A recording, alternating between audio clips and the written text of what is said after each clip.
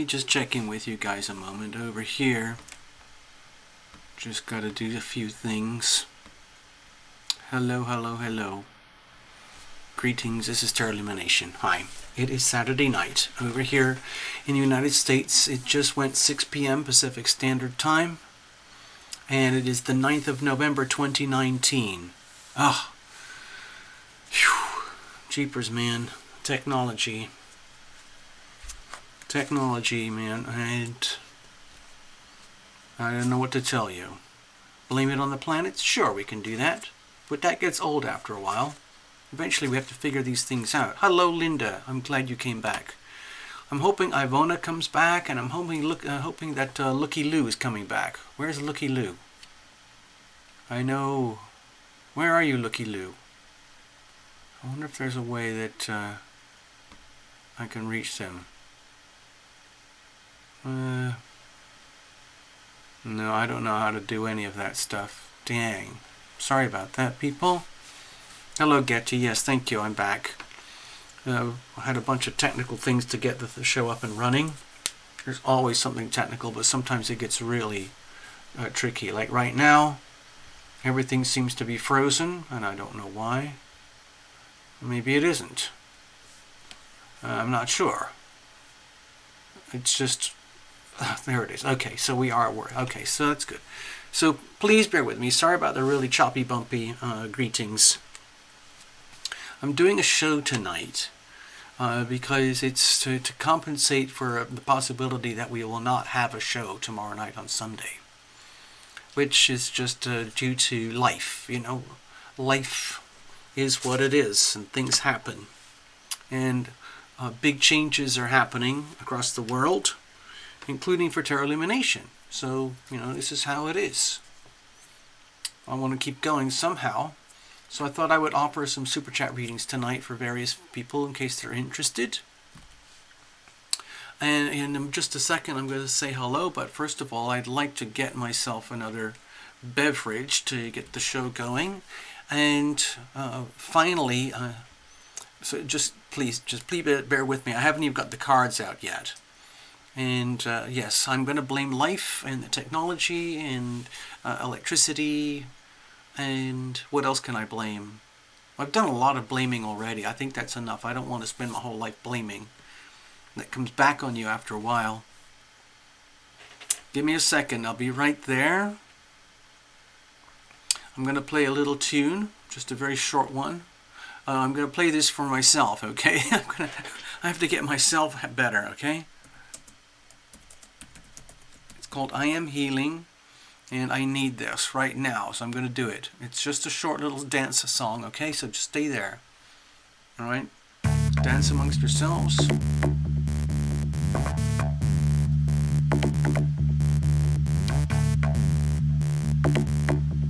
All right. All right. All right.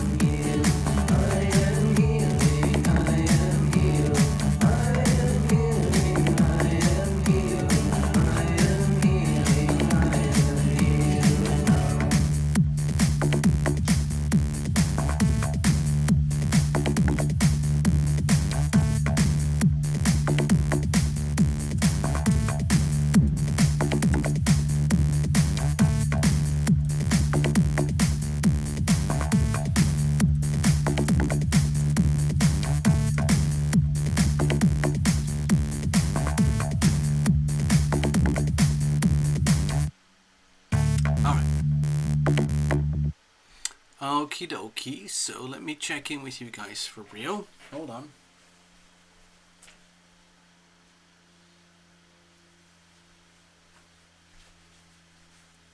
Jeepers, what a day. What a day. Let's have a look here. And let me go over to this section. Alright, now. There we are. Let's have a look. Up and running. Yes, we are up and running. My gosh, I can't believe this is actually working. It's mind-boggling. I put a lot of stress on the technology. I don't know. Maybe I'm just too demanding, too picky, too fussy. I'm not sure what it is. But, you know, everybody has their little thing. Looky Lou is here. Oh, Looky Lou, I was asking for you earlier. I've never seen you here before, but I'm so happy to find you because I thought I'd lost you. We started off the show. The titles were all wrong. Everything was out of sync with the lighting and the sound. It was a nutty situation. And Linda showed up immediately, and Iwona showed up immediately, and Looky Lou, you just showed up immediately. So I thought, this is so cool. We have a newbie in the house, people. Dripping in ice. Yes, thank you. Dripping in ice. You've been here before. You've been here before. I recognize you now. Looky Lou. Dear Looky Lou, please introduce yourself. Tell us about yourself. Type a few little nuggets of fun information on the screen. Like, when was your last, Grammy award? When did you last, I don't know, let's see. When was your last party? Have you had a party recently? Where are you located, Looky Lou? Are you in, I don't know, United States, Canada? Farther away? I'm just kind of curious. Everyone, we're all kind of curious. I know I am. I always get curious when there's another someone else arrives. It's fun for me. Excuse me for the indulgence. Give me a second. I'd like to raise my glass to the newbies and the silent supporters and the lurkers. The lurkers. Looky Lou is a lurker. Okay. Hey Nikki, I see you. Greetings.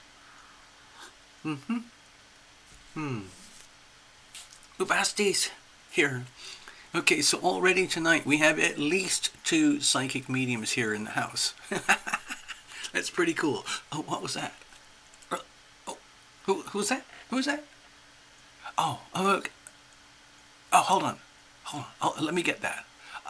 I'll get back to you. Don't worry, okay? I'll get back to you. Yes. Yes, I know, Nikki. This is the Lumination studio, and it's just it's what it is here.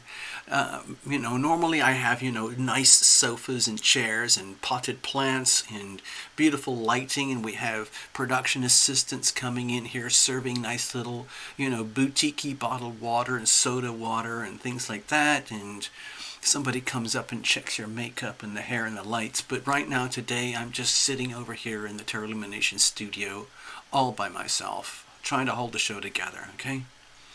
I know. Yeah.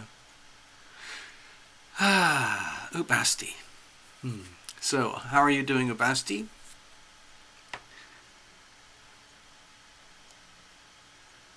I'm still...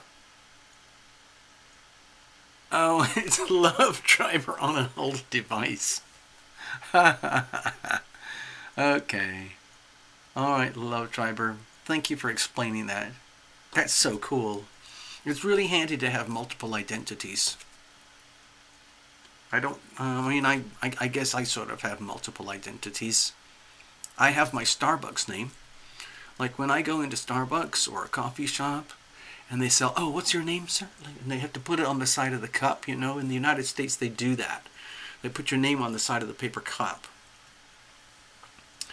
And Queen of Water. Oh, so you're over in Australia, right? Melbourne? Is that right, Melbourne? Yeah, so, yeah, I use this name Paul because it's one syllable. And it's a fairly well-known name, Paul. And if you can't even spell it right, you can spell it phonetically, Paul. Okay?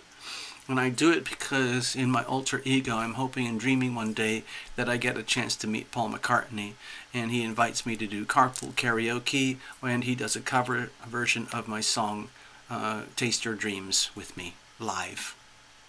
Okay? So that's why I have Paul as my Starbucks name. You know, Paul is kind of a historical pop music icon, in case you don't know. Okay, hello Queen of Water, yes, okay. Fritelli just put out some hot dogs, cookies, and oatmeal cream pies, and then made some sandwiches and went out to put those out. They had most of the stuff gone.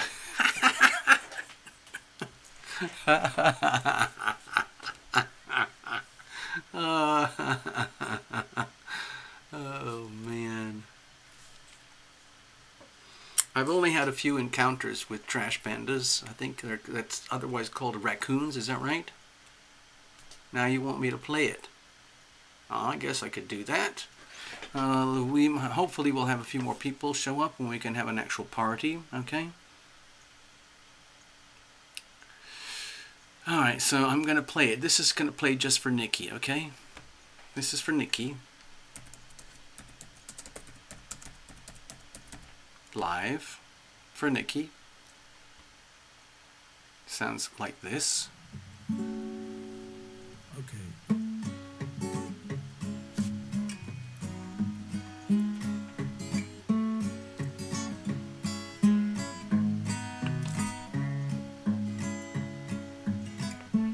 If you wish for a simple miracle, if you wish you can have one right away, all you need is some faith, is the will. Ask for it and it will come to you today. Hey, hey, I want you to be oh so happy. I want you to be your higher self. Yeah, I want you to live and die laughing. Taste your dreams today. Taste your dreams this way. Yeah. Na da da da da, na da da da da da da. La da da da da, da da da da da da da. And if you wish to be in a state of grace, ask for it and it will meet you face to face. And if you wish, if you dare to dream, you will find that it's easier than it seems. Hey, hey, I want you to be oh so happy. I want you to be your higher self. Yeah, I want you to live and die laughing. Taste your dreams today. Taste your dreams this way. Yeah. Oh. La da da da da da da da da da da da da ba da da da la da da da da la da da da da da da. Oh, la da da da da da da da da da.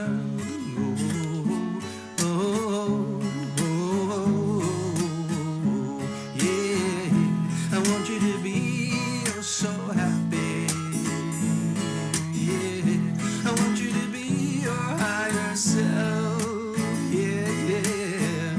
I want you to live and die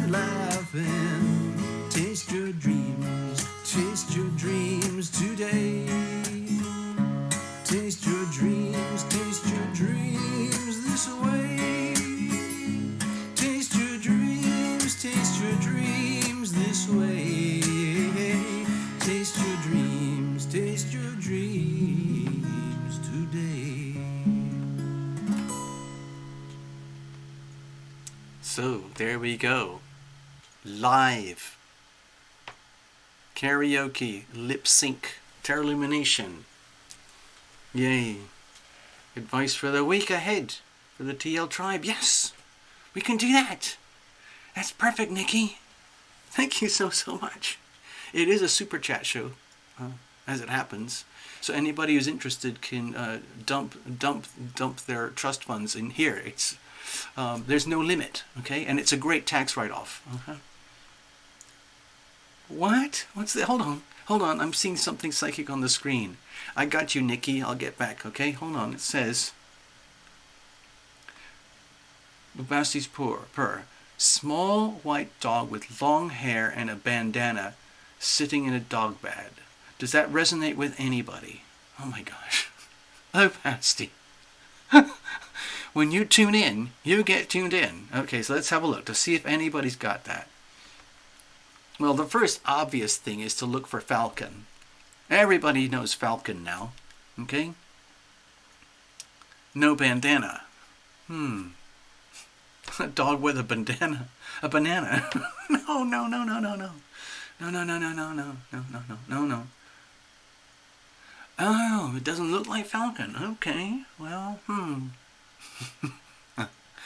So, that's interesting about the white-haired dog with a bandana in a doggy bed. Long-haired dog. Oh, interesting. Okay. What? Nikki, that's Path Dog. Maddie. Maddie? Oh. Wow. Interesting. You see what happens when you have two psychics on one show? Oh my gosh. Oh, this is awesome. Oh, Basti Port. You saw him or her when you were looking at TL. Okay, what's looking at TL got to do with psychic mediumship and seeing, our loved ones, our furry pets from the other side? Oh no! Maddie's deceased and had a bandana.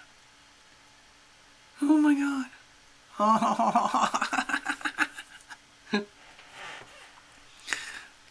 Pretty cool, huh? So, dear viewers, you have to admit, that's pretty cool. Okay? Yep. So, Primary is off to drink some local beer. Do that. What town are you in, by the way? And we'll keep you here, okay? And then come back, check for a group read, okay? Greetings, old son. See you soon, by the way. Yeah. Alright, so I'm drinking some local beverages. I'm very good at that, as you know. Most of my stuff is, it's very simple. I have a very simple menu, as you know. Hold on. What's that, Ubasti? Let me just check what Ubasti's saying here. I don't know, TL, It's just me. If this is Maddie, she's wanting her owner to know she's with you. Oh, okay. And Nikki is saying, yes, TL had a dog. Basti. You're correct. You're with his dog when he was younger.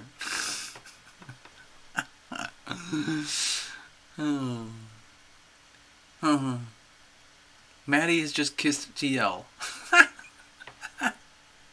I'm blushing. Oh, I'm blushing. Oh my god. Oh my gosh. Okay. Thank you very much, Maddie, by the way. I used to have a whole collection of bandanas. That's probably why me and Maddie are clicking right now. Or that's probably why Maddie's clicking with me. Because when I saw the word bandanas, I used to live with bandanas. That was just how I was. It's sort of like having a hat, but there's no peak and it just sticks out of the back with your knots, okay? Well, it's good to see you, everybody. Thank you very much. So we've already got the show rolling. We just started with some $9.99 from Nikki, so we're going to put that towards a message for everybody. I'm just going to check the notes here again. Advice for the week ahead. Good, okay. Perfect, we can do that. So I'm going to make a note there. And Looky Lou is saying, hey TL, can you talk about the rare Mercury pass of the Sun on Monday? I guess I could. It's like Mercury conjunct Sun, okay? Something like that.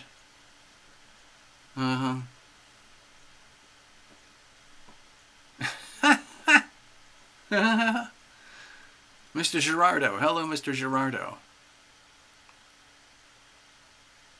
Ubasti just Googled the Bichon Frise, and that is what the dog looked like. I don't know if it was a Bichon Frise, but anyway, I'm not, right now I'm not connecting with all the psychic mediumship. Sometimes it happens, sometimes it doesn't. I'm just trying to hold the show together, frankly. Just trying to keep the technology going. So it's great if you guys can do your psychic readings live while we're hanging out. That's cool. All you have to do is hang in, okay? It's fantastic. Hello, Mr. Gerardo. Hey, have you been here before? Yes, Mr. Gerardo, I am taking questions. Let me get the deck. Stay there, everybody. I'm just going to go in, into the, into the storage chambers over here.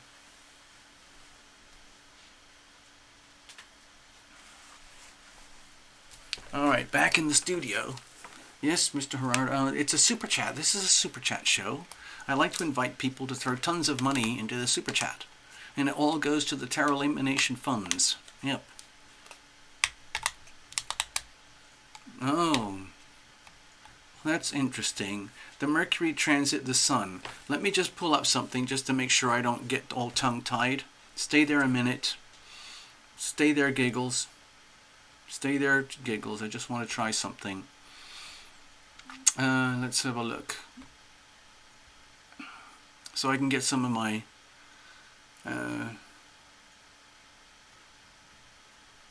well... Okay, so since you asked, I'm just going to give you my, my blurb, my feelings about it.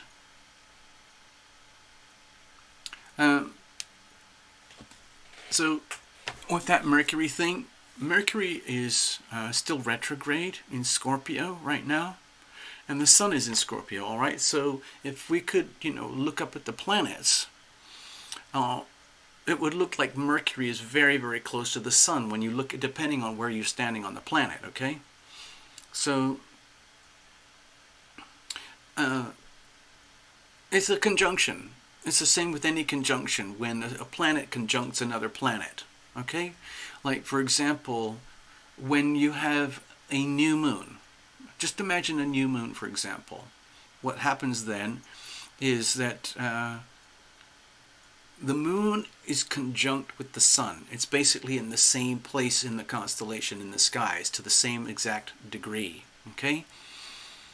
And let's see, we had a new moon. We're coming up to a full moon, okay, in a few days. And then 2 weeks later, we're going to have a new moon. And that new moon is going to be in Sagittarius. And so the moon will line up perfectly with the Sun like that.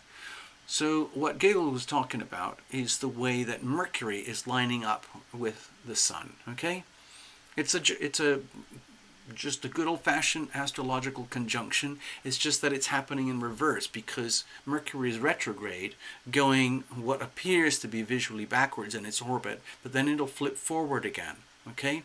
So it looks like it'll be hovering back and forth over the conjunction of Mercury and the Sun. When Mercury and the Sun are conjunct, what can happen? What can happen is that the Sun can sometimes like burn everything that it touches. Whenever the Sun is conjunct something, it has so much light. Like if there's something very, very close to the Sun, like when you have a stellium really, really tight, close up, okay? So what can happen is that Mercury can appear to lose its power. Mercury can, especially when it's retrograde, there can be kind of like a stuttering or miscommunications, but also it can also really amplify the power because the Sun adds power to it, but it's very hard to distinguish the sun energy from, well, it's hard to distinguish the Mercury energy from the sun.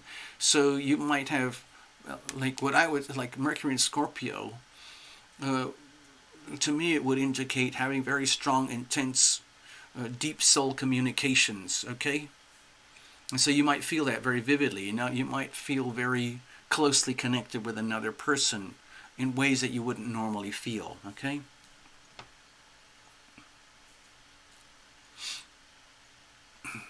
Sarah, hello. What's going on? I see you. Hold on. Let's have a look.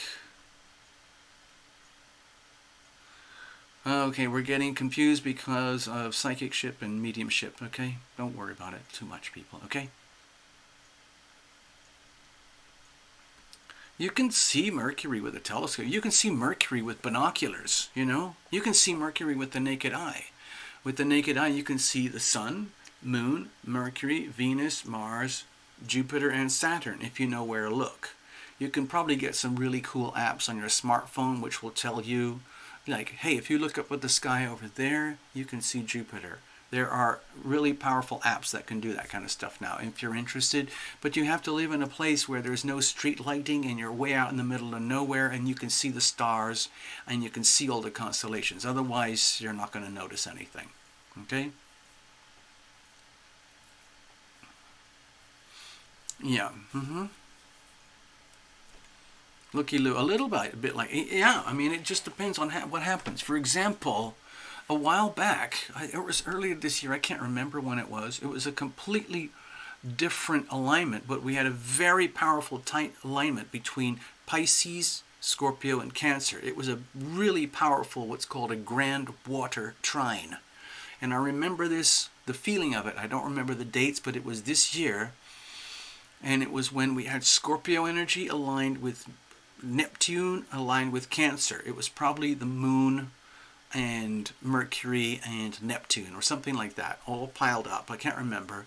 But I can remember having very vivid, rich psychic and mediumship type experiences at those times. Very powerful dreamscape experiences. Okay? Nikki wants to know, any thoughts on the Taurus full moon? Well, it's substantial. You know, obviously anyone who has a very significant Scorpio component in their charts or a very significant Taurus component in their chart, or Leo and Aquarius, it might trigger things. But with the Scorpio-Taurus alignment, it's very much to do, like if you really drill down, it's to do with, it's almost like wanting and desire, and like Scorpio can be very wanting and very desirous and very into having things and controlling things and feeling it very, very vividly deep on the inside at the soul level, but without necessarily having it, okay? Like Scorpio energy needs to be most effective. Scorpio energy needs to merge, deep merger with a significant other or certain significant others. A classic example would be somebody like Bill Gates, who was naturally gifted at deeply powerful mergers in terms of relationships, and his business contracts, really, really powerful mergers at the soul level, which turned into something material. Whereas with the Taurus energy, they want the same thing. They want a deep, deep sense of ownership and commitment, but they have to have it in their hands, okay? And so there's a strong resonance there. And so I think what can happen with the Scorpio-Taurus full moon axis, wherever it lies in your chart, you could feel this essence of polarity, where some kind of personal relationship, because the relationship aspect will be heightened because of the sun and moon polarity dynamic. Again, it depends on each person, because some people might have very minimal aspects regarding Taurus and Scorpio, so they might not feel much of anything, okay? But with people who are strongly, let's say, triggered, you could feel like a really profound, deep soul communication and a soul bond with a particular significant other, and it becomes very obvious, and then the question is, what are you going to do about that? Okay. Sarah, you have a lot of stuff in Scorpio. Wow. Okay, so Sarah, my immediate feeling is that when we come to the full moon, which is early next week, you might get a kind of a glimpse of who are the people in your life, in your world, that are really the most valuable to you. Okay? Is it the people who were trained to love, or who you think you love, or is there someone else that is even more significant, but maybe you're not with them, okay? Or maybe they are with you, but maybe it's like a really deep, powerful sense of bonding. And then realizing all the good things that come with that bond and all of the very challenging things that come with that bond. Because the Scorpio-Taurus bond is like swans. It's a very powerful bond. And Taurus and Scorpios do not like to mess around. Like, if that bonding energy is it's like welding. It's just like the welding of energies with one soul and another soul. So you might come to an awareness, Sarah, that there is a significant person in your life somewhere who has some kind of deep soul connection with you. Somebody is there, okay? Okay? Anyway, I'm not here to do astrology. Jeepers. Let's have a look. Did I miss anything, people, in the conversations? Let's have a look. What did I miss? What have I missed? Okay, well, we're still here. Okay. Hey, Sarah, don't stress about it. Just live it, okay? Just get totally immersed into the Scorpio self. You might want to, what you could do, if you're really concerned, because that's a lot of Scorpio energy, especially with having Pluto and Scorpio there, okay? You might want to go onto some of those websites, like Google those, go to those astrology search places and just type in something like Pluto in Scorpio female, and it'll come up with something like links to characteristics, and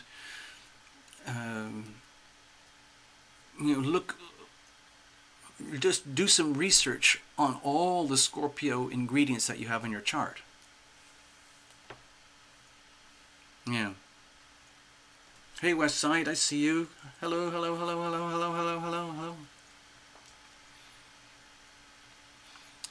So West Side, you just arrived, and Sarah arrived a little bit ago. We had some really fun psychic interactions, mediumships. I'm not sure what to call it. I don't know. Nikki was saying it's not psychic, it's mediumship. Either way, we had this connection. There was a lot of pet connections here on the channel, back further in the chat, where we were getting these strong, loving, sweet animal pet connections, like Maddie, who belongs to Path, came in for a visit and said hello, and it made me blush. Okay.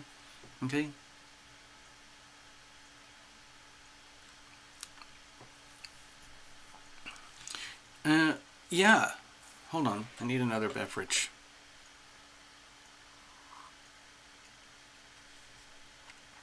So I'm just keeping an eye out here for Mr. Gerardo. He was interested in a reading. I think when he found out that you have to put money in the pot, he kind of like lost interest. Oh well, what can you do?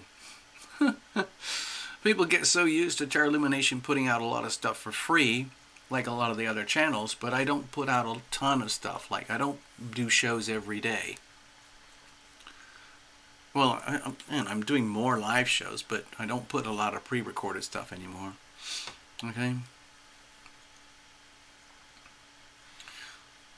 So good to have you here. Let's have a look. What was that? Nikki, Scorpio North Node? Uh-huh. Okay. Hey, Topaz. Okay. Thank you for explaining. Thank you, Nikki, for explaining that.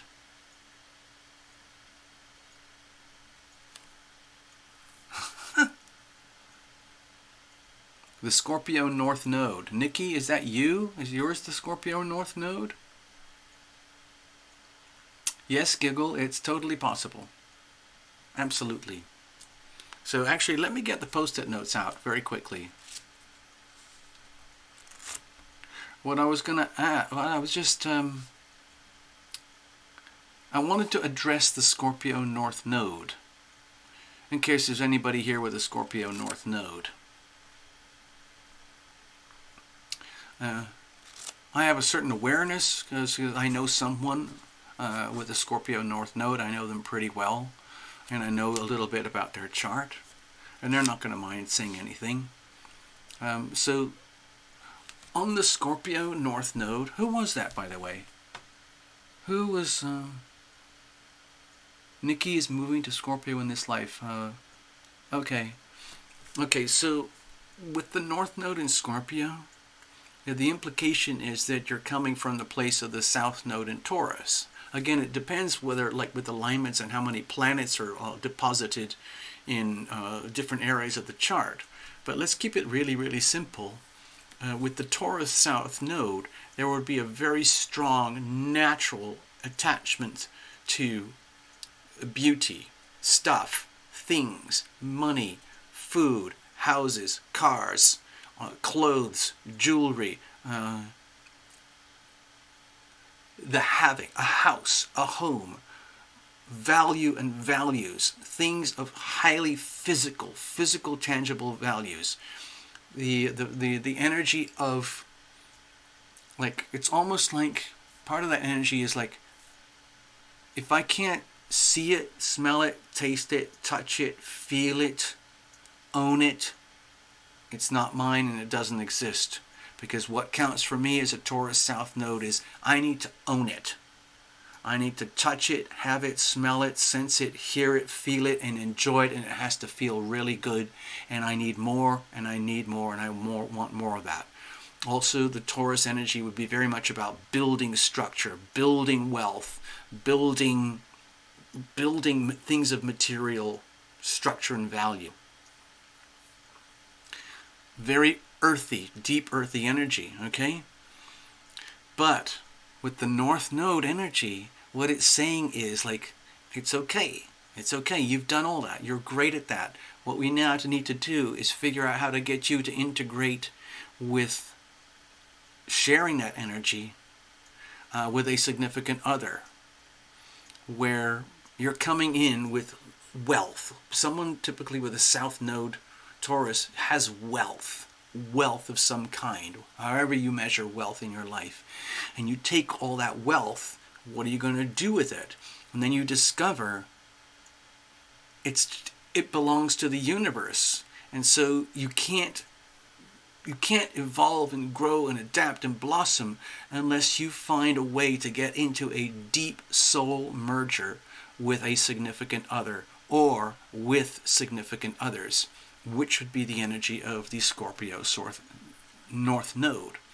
The person I know who has the Scorpio North Node, it's very supported by his planets, so it's a very nutritious, good North Node. It's not always that way for people. But what he has done, he has built a very successful business that is all about the value of his relationships with significant others. Okay? Like, on his own, he's just a very smart person. But the real value of his business is based on, like having, like, really deep, highly trustworthy, authentic, integrated, honest, like, loyal relationships with a certain number of people who benefit extremely by working with this fellow, and this fellow benefits very much from working with them. None of it would happen without that Scorpio North Node energy. Okay?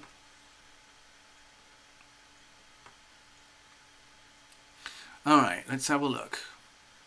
Now, so thank you for asking those things. So we just had another, what was that? Giggle Glimmer wants one, so I have to make a post-it note for Giggle Glimmer. And we already have one from Nikki, I think from earlier, who wanted the advice for the week ahead for all of us. Okay, so that's sort of like a group reading. Okay. Okay, let's have a look. I'm missing something on the screen here. Okay. The number 9 is a new person, but was tapping into their energy by accident and then reached out to ask if they were okay. I always ask people, when is their birthday? Oh, okay. Sometimes it's better not to know about people's birthdays and all the astrology. I'm having to learn how to really, like, not ask those questions. So it sounds a little bit upside down given this kind of channel that we have. Let me go to the stage for a moment. I want to check in with you guys properly. Hello, Blue Butterfly. Are you just going to flitter in here and then flitter away? Oh, man.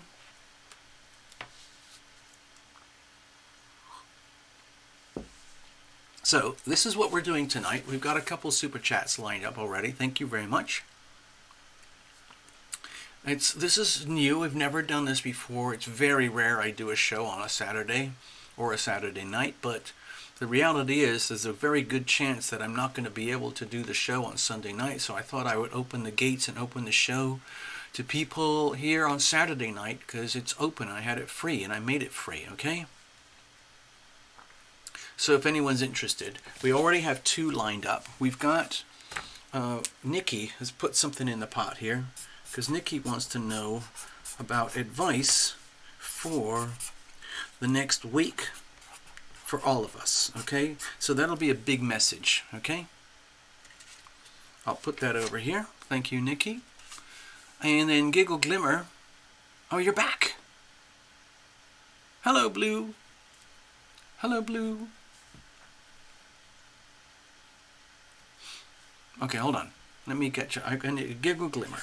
There we go. Let's have a look.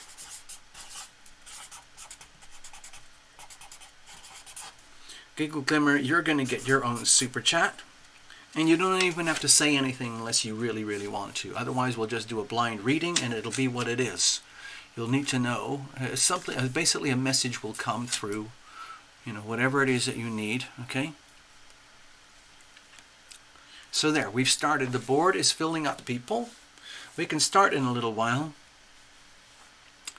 Blue Butterfly, can we tempt you to a live super chat mini reading? I should have put in here $9.99. I should have done that. Let me get my other Sharpie.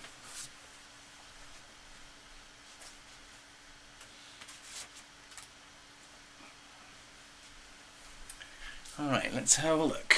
Some people get very shy. Sometimes people line up and we just can't, I don't have enough room or time to do all the readings. Sometimes it's very quiet.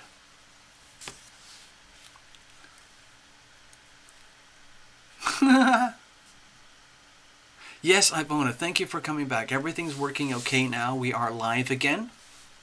Thank you very much. Huh. Alright, so anyway, I was saying if yeah, everything's good, Ivona. We're all good. Actually, what I'm going to do is I'm going to start to relax now. The show is actually functioning. It's actually working. Good. Thank you very much. And because it's Saturday evening and it's way past my happy hour, I am already going to start tempting myself. Okay, if you don't mind. Topaz, by the way, let me just get a few things on the screen here. A lot of you know each other, which is kind of cool. But Blue Butterfly is still getting to know. And Looky Lou, okay? So, dear Blue Butterfly, I can't remember the last show you were visiting here. I think it was when we were doing the Astro Doodles. But this is completely different. We're actually doing live tarot. So I'm trying to find out if there's anybody here who is tempted to get a reading, especially, by the way, hold on, let me do this. If there are any silent supporters, or if there are any lurkers out there who've never done this before, this is your chance to dive in. And I am willing, let's just say we have 3 lurkers out there, or 4 or 5. You haven't typed anything or anything. You're just like lurking, hanging around. And you're thinking, what on earth is this stuff? Well, there's one way to find out, and we've done this before quite a few times on the Sunday Night Lives, where Tarot Lumination randomly offers a free mini reading to a completely, utterly brand new silent supporter. And that's how we start the show. So if there's anyone out... Yeah, look, you see what just happened? Let me check in. There's Divine Flame. Yes. Divine Flame. We see you did it. We did it. Divine Flame. Super Chat is open. Welcome. I will kindly await the Super Chat because it shows up here as a big window. Depends on how much money you put in. If it's $9.99, it's going to come up as an orange window. If you put in the whole of your trust fund, it could come up as like turquoise or something. So just be very careful. Don't overdo it. Don't overdo it, you know. We do good work on this channel, but we kind of set a tier around $9.99 because that's reasonable. It's fair. And, yeah. So, Divine Flame, you're welcome. Let's go back. So let's see what we've got, people.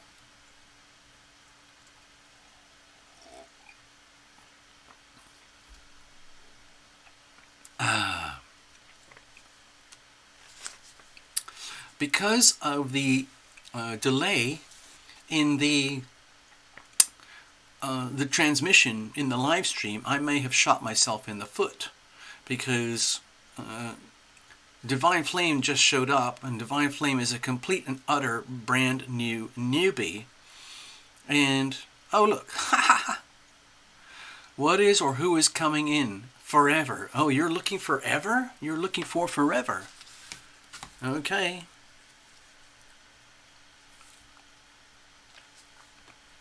Okay, well, let's do this. Divine Flame, we'll just give you one anyway. Here we go. Here we go. Thank you, Divine Flame. I'm very flexible. I'm just very glad that we can do this in all, because it all adds up. Thank you. So now you, Divine Flame, have your own magic post-it note. I know. It's a big deal. It's a big thrill.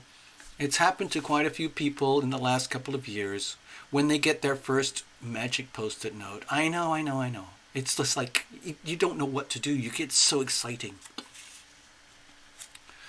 The Divine Flame Super Chat is $5.99. Okay? And that's because it's actually $599 in whatever their currency is. Yep. Thank you, Topaz Zen. I needed that.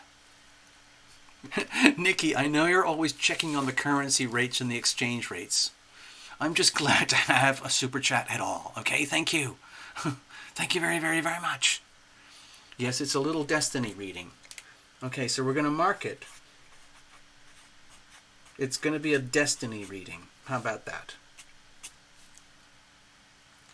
Now, I can't remember the notes that came from Giggle Glimmers. Hold on, I want to see that. I got to scroll back in the chat because in case there were any notes, I can't remember. Give me a second. It says Giggle Glimmer, I'll take a reading if possible. Yes, it's possible, and you will get a reading. Okay. Yes, it's really, really nice. I love seeing my post-it notes on the stage. I just get, it just makes me so happy. It's so simple. I know, it's like a little kid playing in the playground, but I'm truly, truly happy. Okay. Nikki, now you have an amazing excuse. That's perfect. Oh, I'm sorry, it's my Taurus South node. You can just tell that to anybody. In fact, you can make a business card. When anything goes wrong in your life, you can just say, oh, I'm sorry. I'm sorry about that. Apologies. That was just my Taurus South node. And and everybody can look at you like, huh? What are you talking about? And you kind of tell them, well, I already apologized. I'm sorry. Okay. Oh, you got Venus in Capricorn. Oh, ho, ho, ho, ho. Yeah, that makes total sense now. That makes a lot of sense. I know you're a very smart businesswoman, Nikki.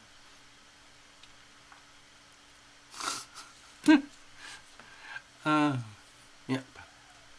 Thank you very much. So I haven't started the readings yet because I'm still enjoying just hanging out with you guys.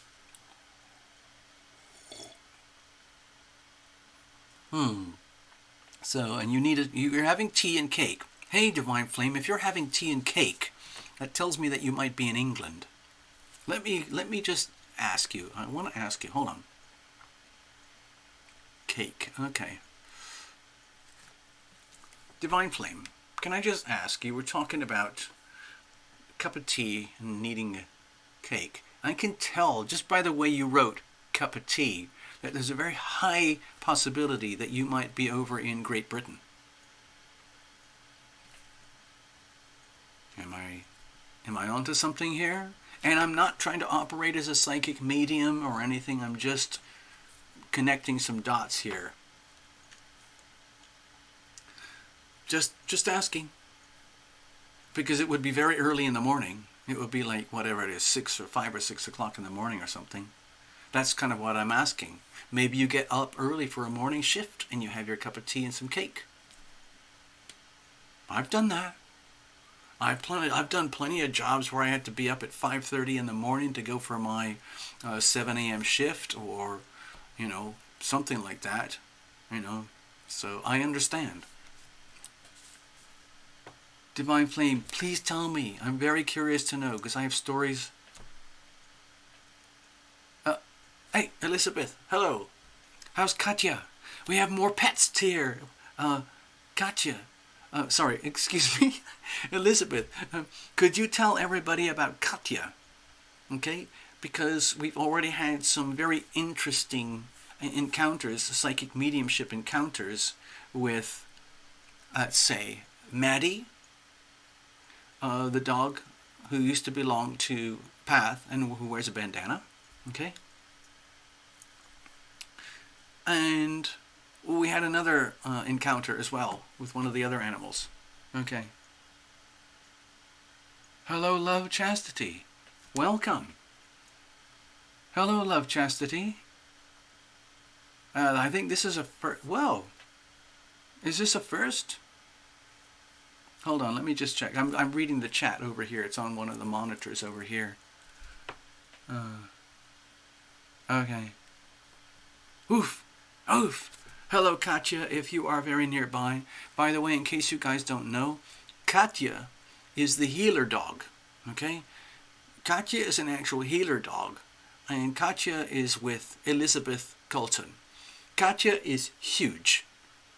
And Katya has so much fur, and it's like electricity. Okay, and I think that's what Katya does. She goes around and just goes near to people, kind of like a static, like those brushes that remove static lint and everything. She just cleans off the psychic static lint. Okay. Oh, I just removed the eye. Okay, that's cool. Hello, I Love Chastity. Okay. She's sleeping. Okay, so let's not wake up Katya. Let's let sleeping dogs lie, as they say. All right, let's have a look. I have to go back to the stage. Okay, hang with me.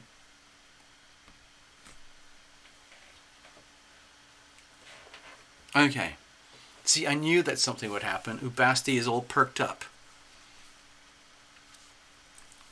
Come on, Ubasti, you can do this.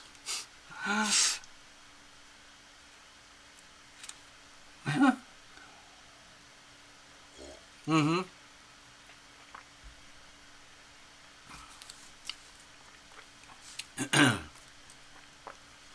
All right, right, so we've got 3 lined up already. We're going to do kind of like a mini group read hosted by Nikki. Giggle's going to get a messages from heaven. And a Divine Flame is going to get a destiny message. I'm probably going to have to mix it up a little bit with decks and cards. We'll see. I'm not quite sure.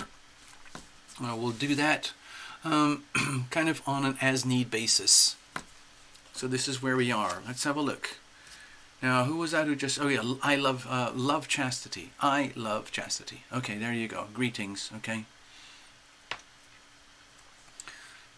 So, I guess you have been here before. That would be really cool. I know I probably should stop talking about, like, have you been here before? Because it makes it sound like this is, like, really, really boutique-y, exclusive, highly discriminating club. But really, we're very, very open. We're actually very, very open. Thank you very much. Okay, see, the psychic mediums are already starting to work. The pet psychic, I should say. And Nikki's tuning into the psychic medium stuff too as well.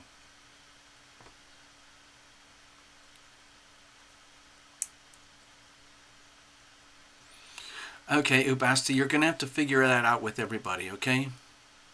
Alright. Alright, so.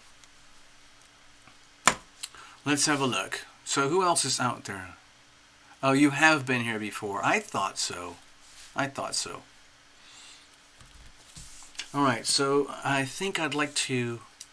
Okay, I'm going to do one last thing. Is there anybody out there... It might not be the last time. The reason I'm asking is because I have a little thing inside me that I'd like to do, but it really depends on having somebody completely and utterly brand new who is so shy that they would never imagine doing this unless they were invited. Okay? And then so you just do it. You just type in, you say hello, and you say, hello, I've never been here before, I've never done this before. It's freaky hanging out with all these psychics and mediums and doing the tarot and astrology. But on the other hand, I am curious. So if there's anyone like that out there, please introduce yourselves.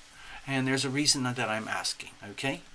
And I'm asking for everyone else's patience while I indulge myself in this little quest. Stay there. Hold on.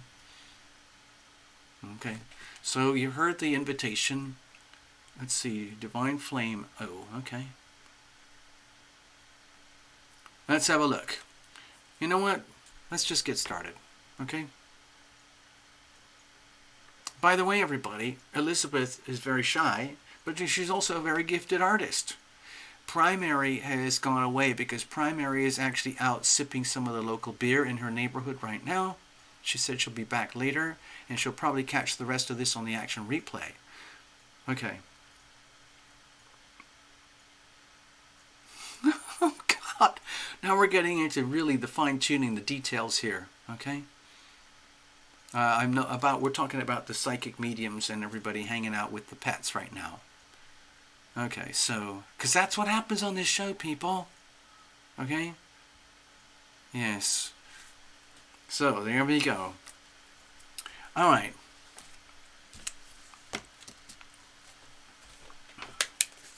Let me do this, people. I'm going to actually do a little bit of shuffling, so I need a little bit of some downtime. Give me a second here. And then we will do this. Dun, da, da, da, da, da, da, da, da, da.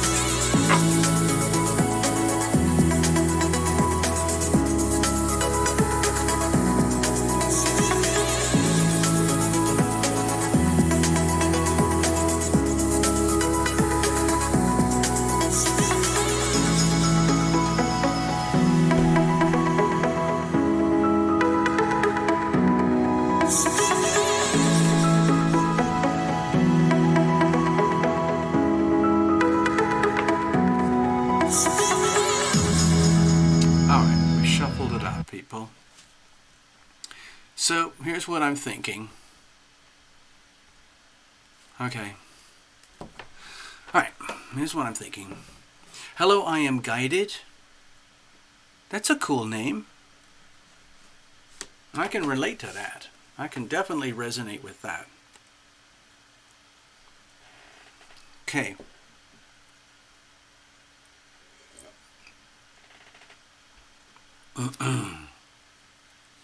Oh, look, can you see from the shadows? Oh, it's not very clear. Let's see if I can do it. Ruff. Ruff.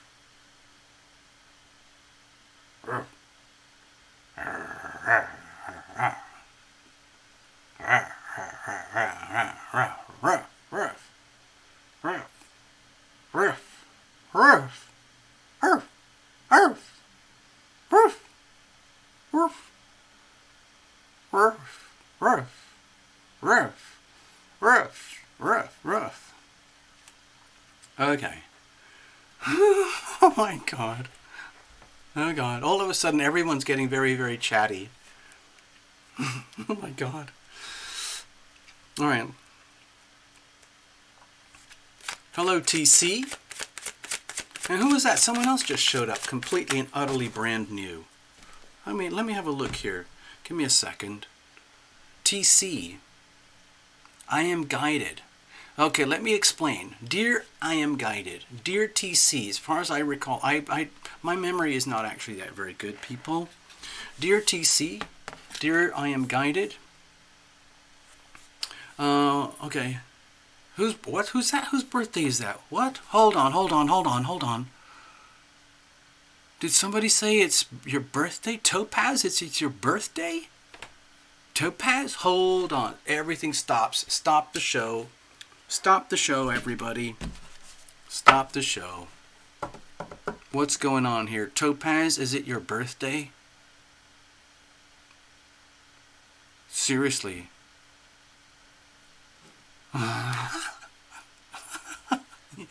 You saw that. Topaz. Hold on. Stay there, everybody. Don't go away. I gotta check in with Topaz. Topaz, what's happening? Is it your birthday, did you say? The reason that I'm asking is because, well...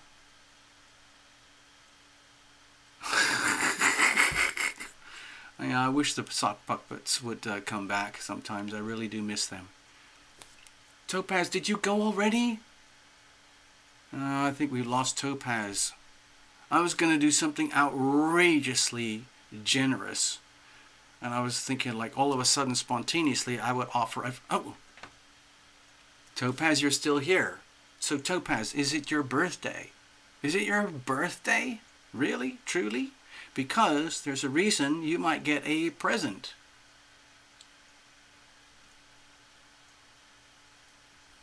Okay, here... Does anybody get the point here? 'Cause without me actually having to spell it out.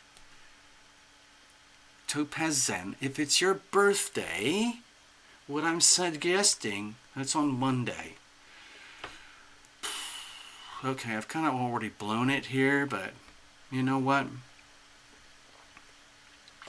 Alright, so this is what I'm going to do, because I always need something to do, like a bit of a warm-up. So I'm just going to do this off the top, okay? This is for Topaz Zen. It's totally free, so don't go away, okay?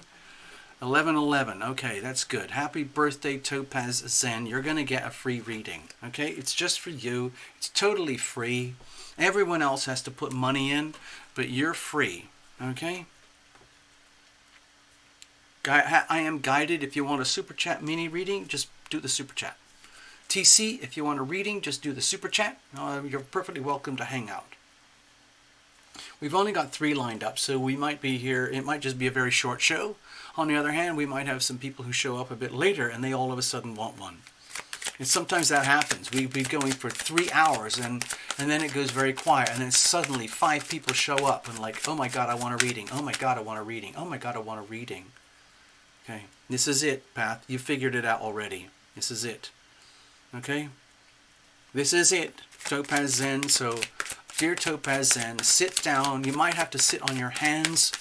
you might have to strap yourself in because you're just going to get your birthday present in advance, okay? Okay?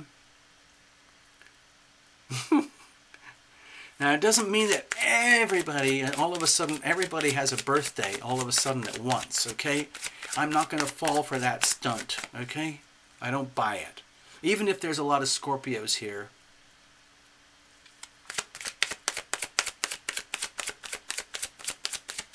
Alright, so this is what it looks like. So we can use this as a... This is kind of like... It helps. This is actually helping Terra Illumination to get into the flow, okay? Thank you, Topaz Zen. So we are doing each other a favor right now. You're doing me a favor, actually, okay? You're doing me a favor by giving me the chance to give you a birthday present. See? And then everyone else gets cookies and cream. Hello, cookies and cream. Oh, you must be brand new. Dear Cookies and Cream, I haven't even started a list today. I don't know why. Normally I'm obsessed with my list, but you know what? Oh my gosh. Once I start a list, I'm going to have to do it all for everybody. Cookies and Cream, you're here because you're here. You're automatically on the list. Now, if you want to be over here, that's a whole other world. This is the Super Chat list. All these people here, okay, Cookies and Cream, all these people here paid really good money to have a reading, and they're going to get their reading soon enough. I am guided. What's one? Okay. Oh my God, it's actually happening, people. I guess that's Australia or Austria or something. Or it's not America. I am guided.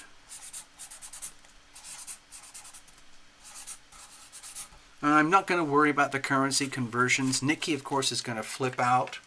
But, okay. Love Life. Okay, so we're going to do Love Life. Okay? There you go. Okay, Cookies and Cream. Do you see how it works here? Very, very simple. You put money in the pot, you get a reading. It's super, super simple. You could think of Terra Illumination like a parking meter. You know? It's really simple. You put money in, you get your parking. You don't put money in, you get arrested. So there you go.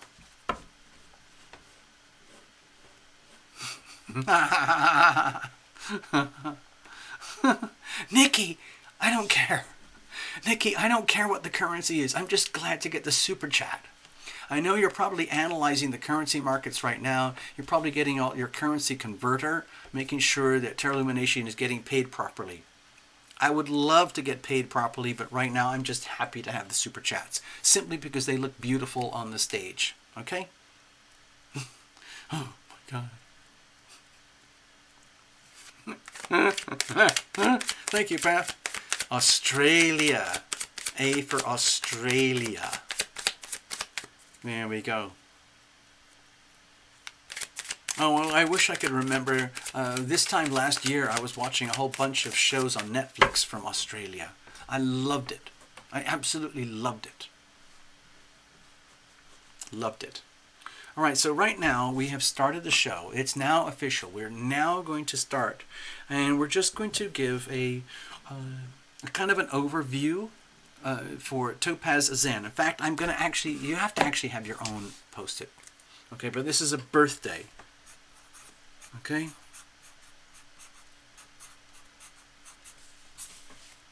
For Topaz Zen. Okay. So here we go. You get your own post-it. I'm already covered in Sharpie. Here you go. This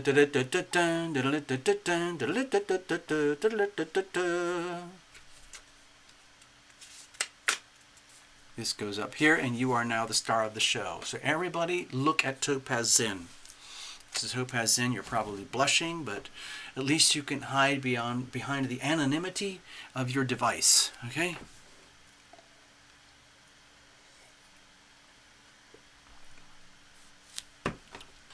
You don't have Netflix?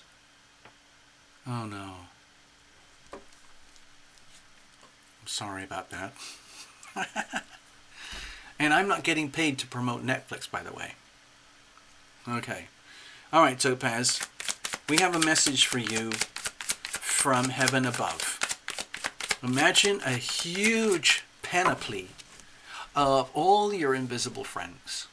And we're setting up like a meeting with all the Tarot Lumination invisible friends. And we kind of like it's like an assembly. It's like a convention. Okay? And it's all piled up and it's all really, really good. Hello, S. Starzy, I see you. And we have Alexandra the Polish girl. Welcome, welcome, Alexandra the Polish girl. Thank you very much for hanging out with us. You are very welcome to be here. Don't worry, I am guided. The thing is, I am guided. You are so far ahead of everybody else simply because you're hanging out here at Tarot Lumination. So do, please, please, no more sad face. No sad faces for I am guided. This is actually the coolest channel in the world, if you didn't know that already. This is better than YouTube. This is better than Netflix. This is better than CBS, NBC, PBS. This is better than having, well, it's not better than having free seats at the Royal Albert Hall, but it's pretty cool. All right, here we go. All right, now I have to focus. I have to stop messing around. I actually have to focus because I'm actually going to try and do a reading. We're actually going to do a reading now. We're actually starting the reading. It's an hour and a half. We haven't even done one reading yet. You guys have been so kind and nice just to hang out with me. You're like my buddies. You're like my friends. You're like my family now. You can't get rid of me. Here's the thing, people. You can't get rid of me. Topaz. Okay, so what I was saying, imagine that you are surrounded by not just 3 or 5 or 7, but dozens and dozens of invisible friends. A lot of them that you didn't even know that you had. And the reason that that's happening is because it's your birthday, okay?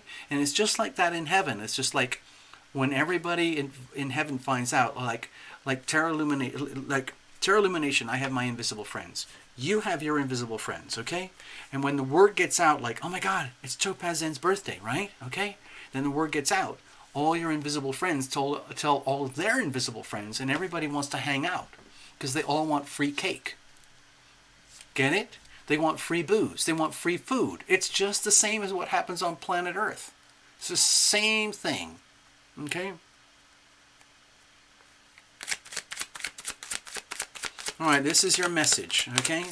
So it's a group huddle. Group huddle right now, and it's a very tight, warm, loving, generous group huddle from all of those invisible friends hanging out together, consolidating and distilling your message into one little useful, handy note.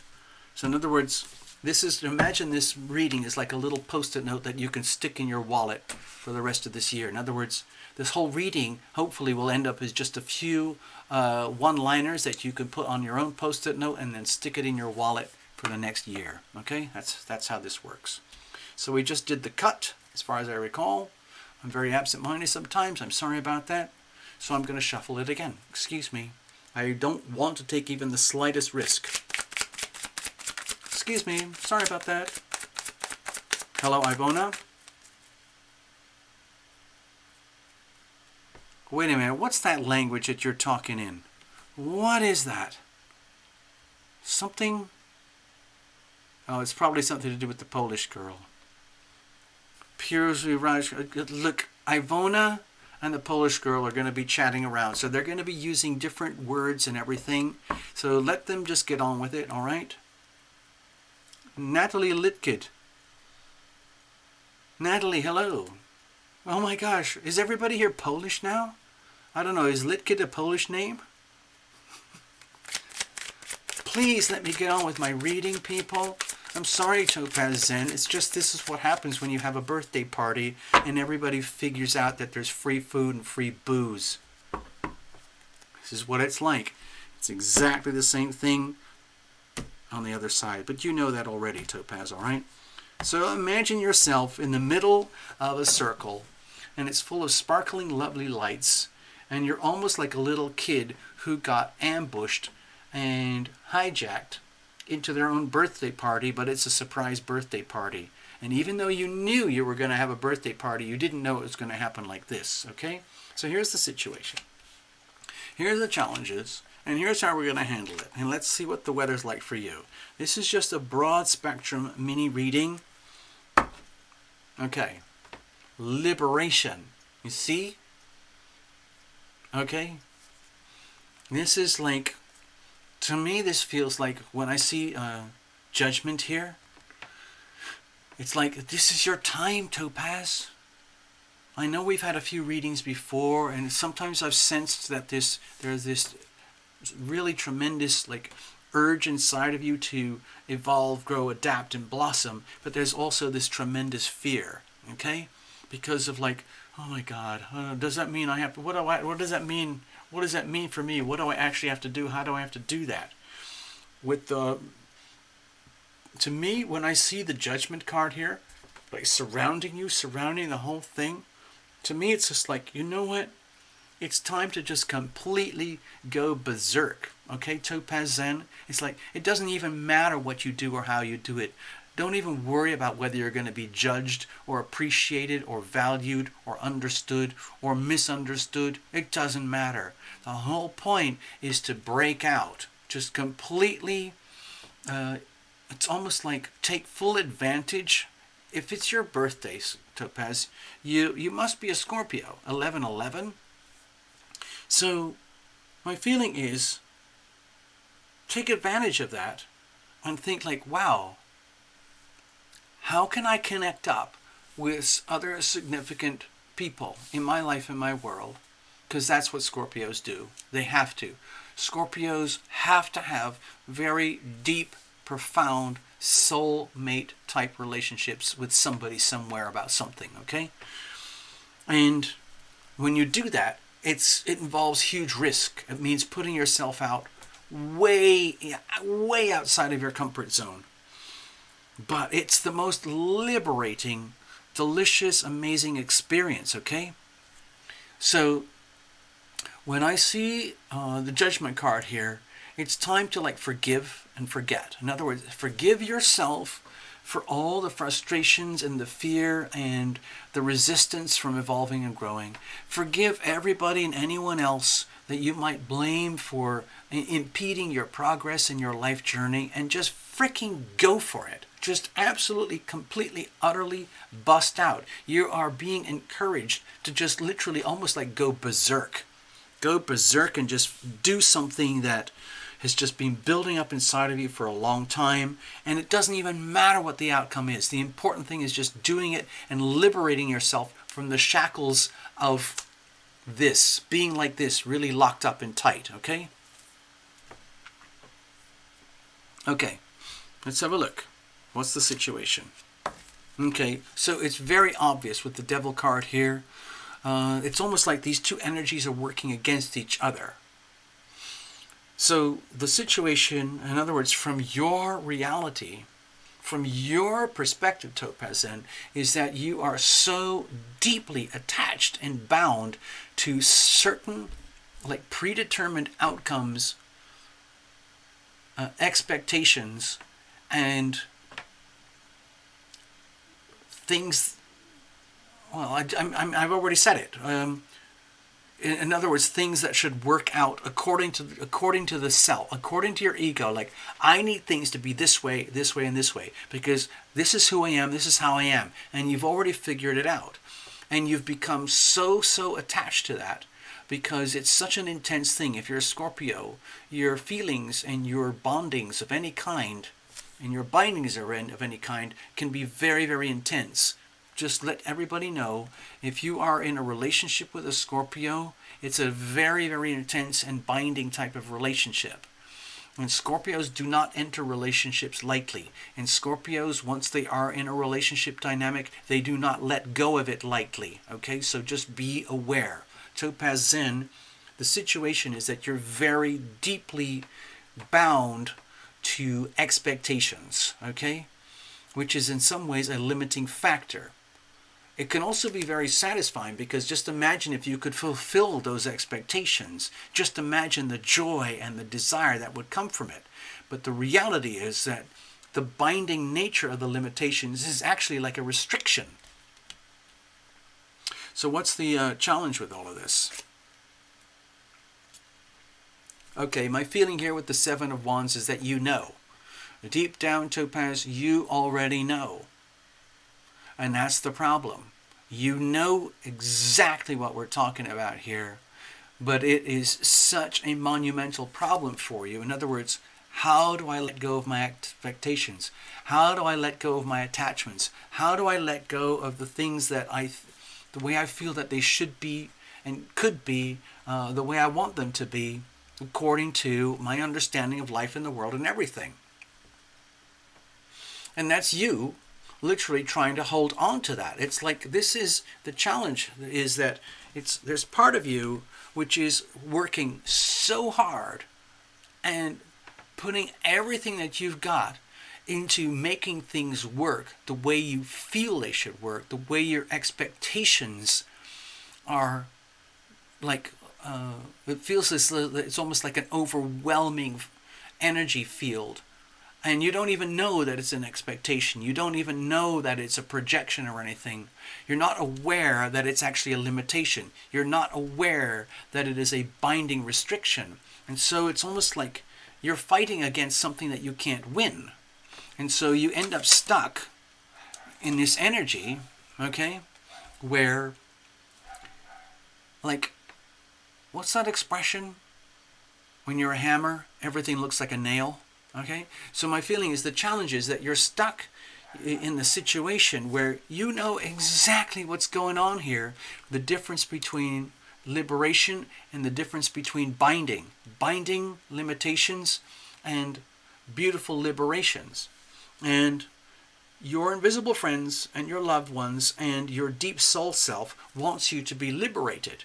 But the challenge is that it's like you're so consumed in, being your best self, but your awareness of the best self does not account for the liberation and the concept that there's something more.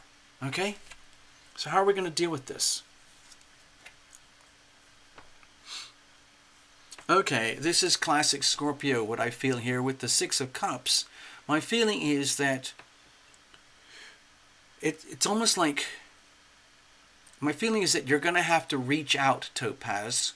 My feeling is that you're going to have to literally extend a hand above and beyond your comfort zone and admit to certain particular loved ones in your life, someone that you can trust, someone that you know you have a very deep connection with, and be willing to confide to them, listen, hey, I'm Topaz Zen. I need to talk to somebody. I want to let you know that I am really torn up between myself and myself and myself and the other self that is much bigger than me, that is yearning to come into existence. And I don't know how to stop the battle of myself against myself, okay? I need someone to talk to.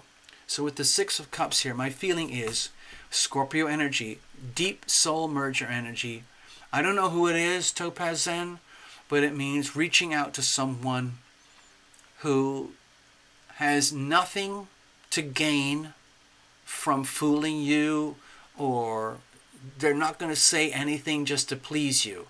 You need to speak with someone, relate to someone in the next year who will accept you exactly how you are. And it doesn't matter whether you're going to become rich and famous or whether they don't care. They love you anyway, because they've loved you from a past life. That someone is just like, in other words, they're going to be with you like, hey, Topaz Zen, you might have blah, blah, blah expectations and outcomes, and that's great. What happens if they don't work? Do you fear that you're not going to be loved anymore? No one's going to love you or know you appreciate you? Well, people will. And so that's the kind of conversation I'm thinking about. And that looks to me like the only way to get access, to get the liberation, to this is not like busting out from this in one moment.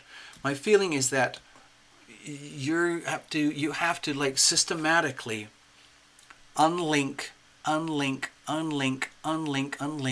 one conversation at a time, one moment of intimate closeness with a significant other who will, let's say, be there with you even if you don't live up to your expectations about how you think life should be. Okay? So that's a really tough call, but you can do it.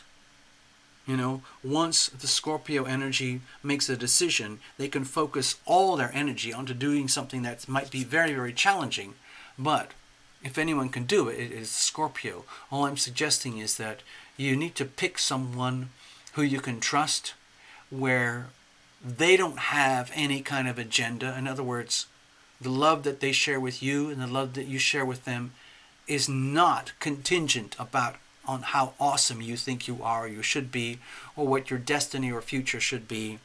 All they care about is that you are released from the bindings, and that gives you access to be your much fuller self, and you don't have to continuously try to treat it as a fight. Your life does not have to be a continuous fight, okay? Okay? So, anyway, I hope this message resonates with you in some way, Topaz Zen. I was totally immersed in this. I have no idea how this is going to work out for you, but you're going to have to figure it out, okay? Thank you very much, Topaz. There is your birthday present. There's no mad rush, but this is a kind of message that you cannot ignore. You have to deal with this, okay?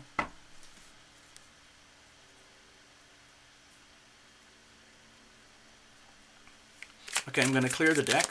Thank you very much.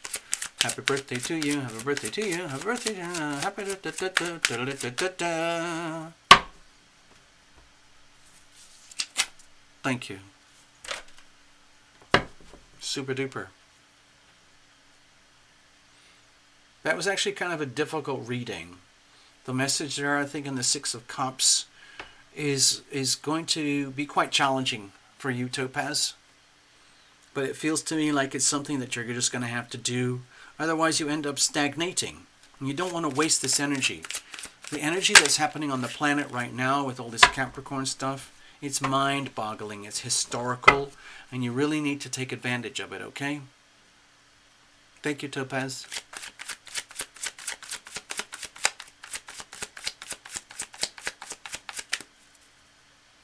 By the way, Topaz, it might be the sort of conversation that is the last thing you would ever want to hear, because it probably touches on nerves and trigger points and sensitive parts of the self in your life that you really, really don't want to deal with.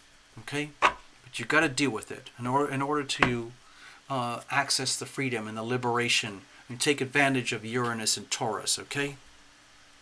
Yeah, it was kind of a heavy reading. Well, welcome to this channel, Divine Flame. Pretty much every reading is like that. If you want me to tell you the eye color of your twin flame, I can't do it, okay? But if you want a heavy-duty reading, we can do that.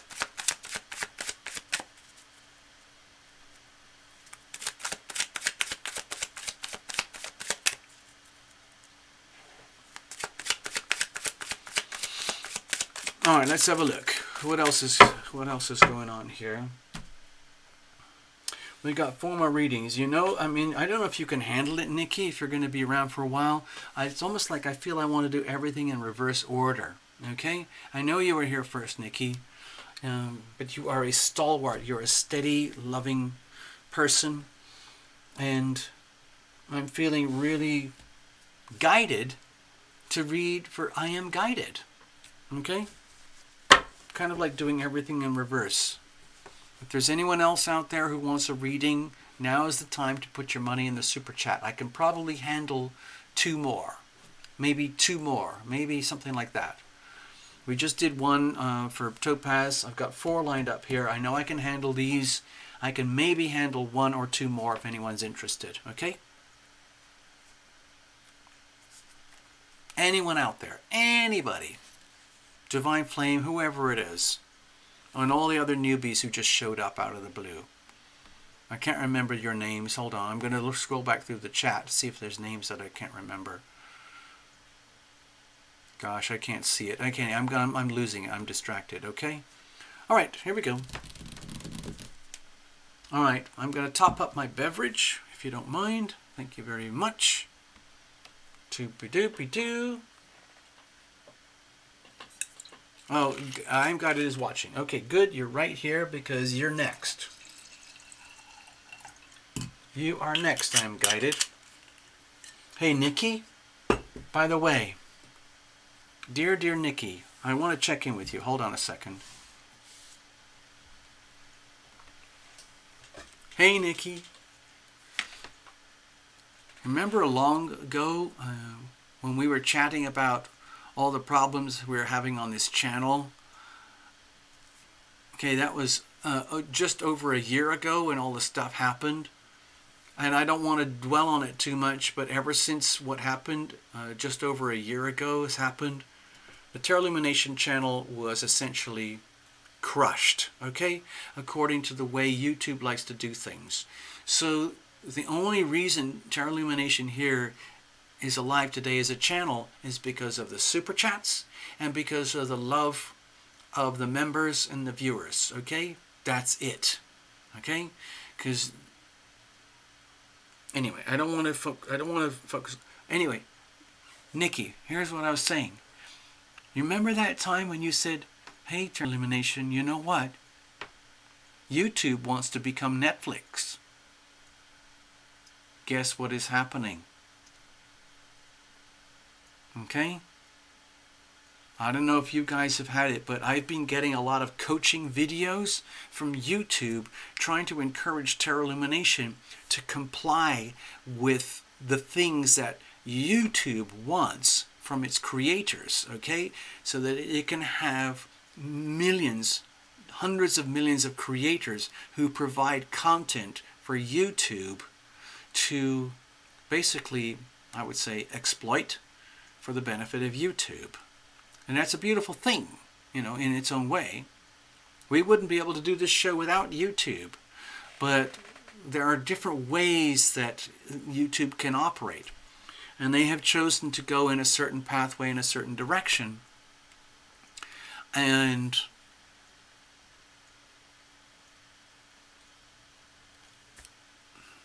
it's awkward over here, okay? It's awkward over here. And I'm not going to fight it, okay?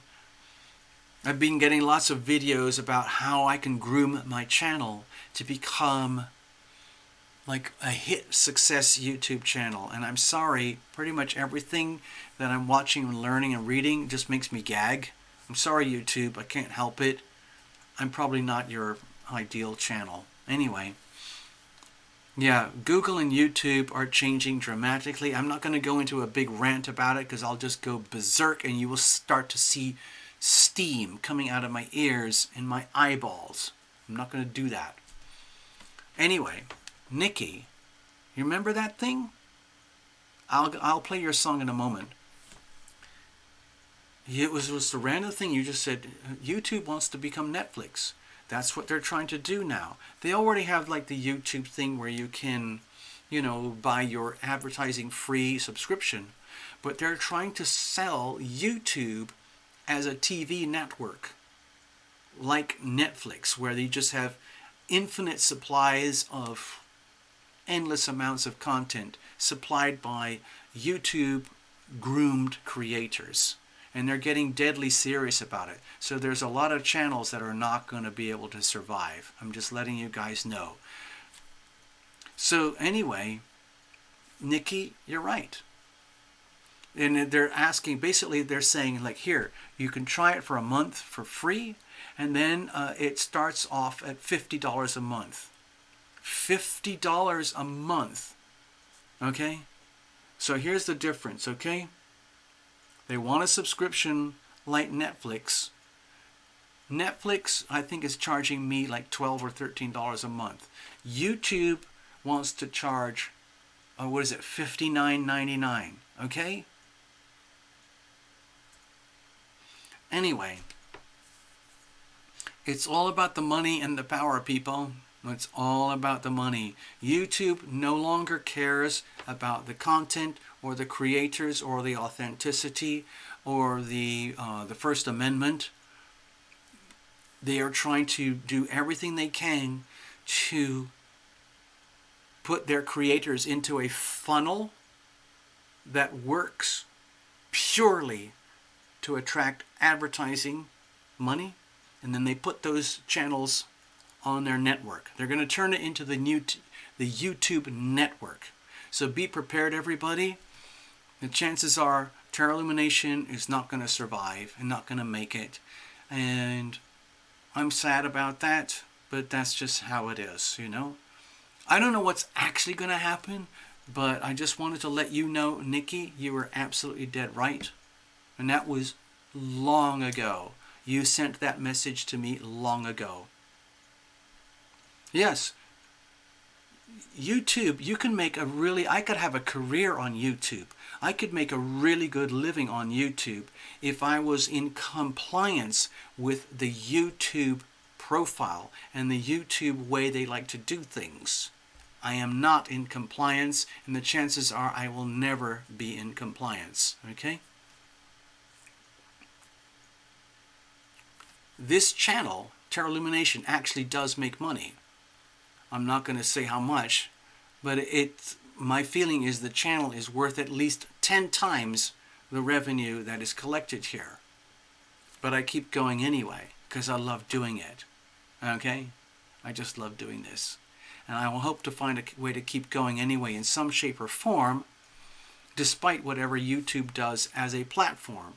The YouTube, I'm just telling you now, guys, because I get a lot of, I've been to the YouTube headquarters many times now, and I know what they're doing on the inside.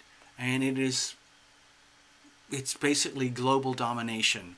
They just want to be saturated all over the world. Okay? There you go. There's no problem.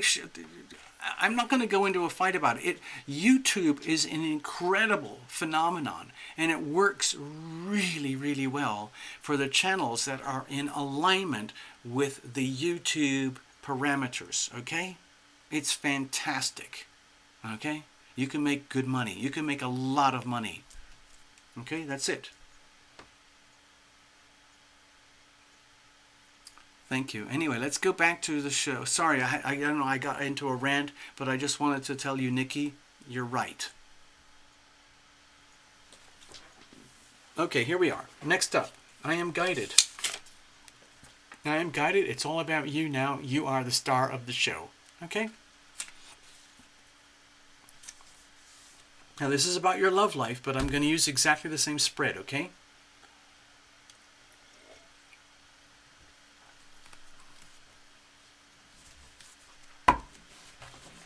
What I'd like you to do, okay? Yes, Jeffrey, it's Sunday. Didn't you change your clocks? Oh my gosh. Do I have to keep repeating the same message over and over again? Jeffrey! No, Jeffrey, it's Saturday, and the reason I'm doing this show here, hold on, let me just show Jeffrey. Hello, Jeffrey. It's a Saturday night super chat reading, okay? And we started at 6 p.m., and I've been going very slowly. But we have a few people lined up, and I already gave a reading to Topaz for her birthday. But the thing is, the reason I'm doing this show tonight is because there's a high likelihood I will not. If I can do it tomorrow night, I will. But the chances are on Sunday Night Live, I won't be able to make it, okay? Because of life issues, okay? You see, Nikki? Nikki's already supporting you, Jeffrey. It is already Sunday in Australia. Thank you.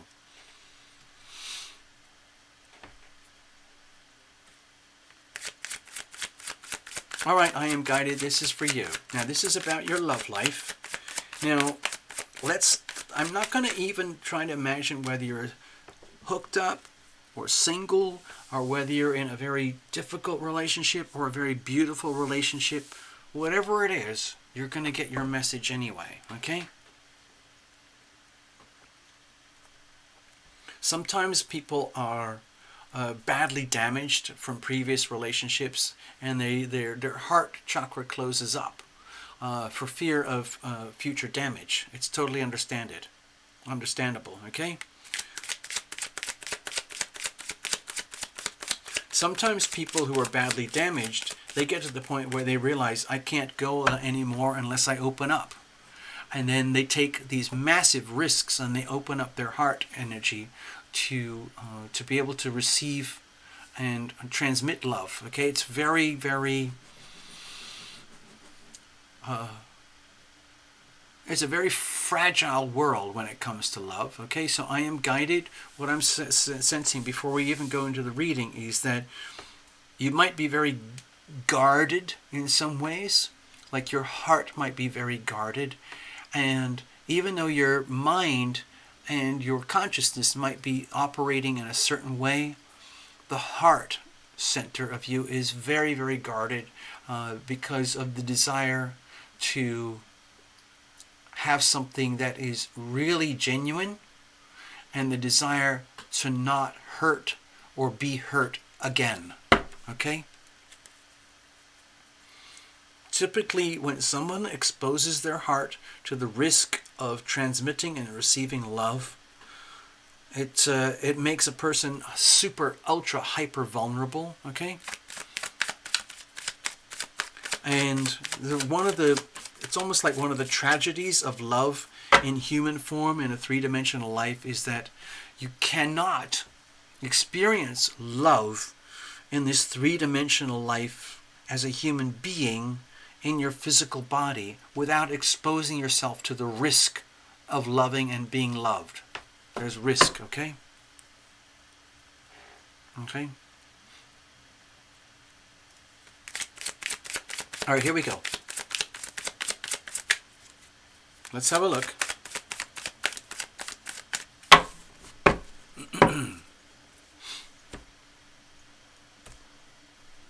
I'm keeping it as a very even split. I want to be feeling very comfortable with you right now, okay? Here's the situation. Here's the challenges. Here's how we're going to handle it. And let's have a look at the weather in your situation regarding the love matters, okay?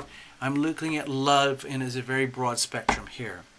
So we have the 8, okay? This is the Strength card, okay? So my feeling is that there's almost this... To me, feels like it's a very, very gentle message coming to you from your invisible friends, okay? To me, this feels extremely subtle, very gentle, very, very caring, even though it is the Strength card, because I'm sensing this energy very, very powerfully over here. What I'm sensing, I am guided, is that your invisible friends are very aware that you want to love and to be loved in the very most primal way possible as a human being, almost to the point of lust. Okay, in other words, being ravaged in joy, in harmony, in the union of one body with another body. Okay, in human existence, it doesn't happen to everybody, but in human existence, one of the most powerful and beautiful experiences is having that deep, passionate, loving union with another body, another human being. Okay? That sense of literally physical, almost like orgasmic energy that happens between yourself and another person, between another person and yourself. Sometimes it synchronizes, where it happens simultaneously, and you've probably seen all those videos and read books about that. And so my feeling here is the subtle message is that it's like this is very hard to understand. It's sometimes very hard to get, and it's not always available to everybody all the time. And to me it feels like they're asking you to be patient in some ways, and to, it's almost like, this is going to sound awful, I almost wish I didn't feel it, but this is what I'm feeling, is like to dial down your expectations and understand that there is so much more to life and love, to being loving and being loved, than the physical union of lovemaking, okay? And hooking up with someone at that level. Yes, it is like biologically, it's just built into our DNA, okay? But what I'm sensing here with this card is that in your situation, there's more to it, okay? So in other words, it's almost like having to look at love from a more spiritual perspective. And that can be really challenging, especially if you have very high expectations about love and your love life to be very fulfilling in almost like in a very cinematic way, like where you have that union of passion with another, and they have that with you, almost like the idealized situation of how it should be. And that's great. Like when it happens, cool. But for some people that never ever happens in a whole lifetime. Some people it happens every week. I don't know. I mean, it's different for everybody. But in your situation here, my feeling is that your invisible friends are trying to send you a very gentle, subtle message like, dear, dear, I am guided. There is more. There is more than the physical body, okay? When it comes to loving and being loved. There is way more than the physical body. And also an indication here is that your sense of loving and being loved, it won't have any sense of like completion unless it has at least a glimpse of a spiritual component to it, where you feel that there is almost like a divine purpose for you guys to be together. Okay? What's the situation? Okay, so with the Tower card here, my feeling is to allow the expectations just to completely fall apart. So in such a way that, it's funny, the reading that we had with Topaz earlier, like if you're so bound up with certain expectations about how love could be or how love should be, and the situation is that you're realizing like, oh my God, it isn't really like how I ever thought or how I ever imagined or however ever I felt it was going to be.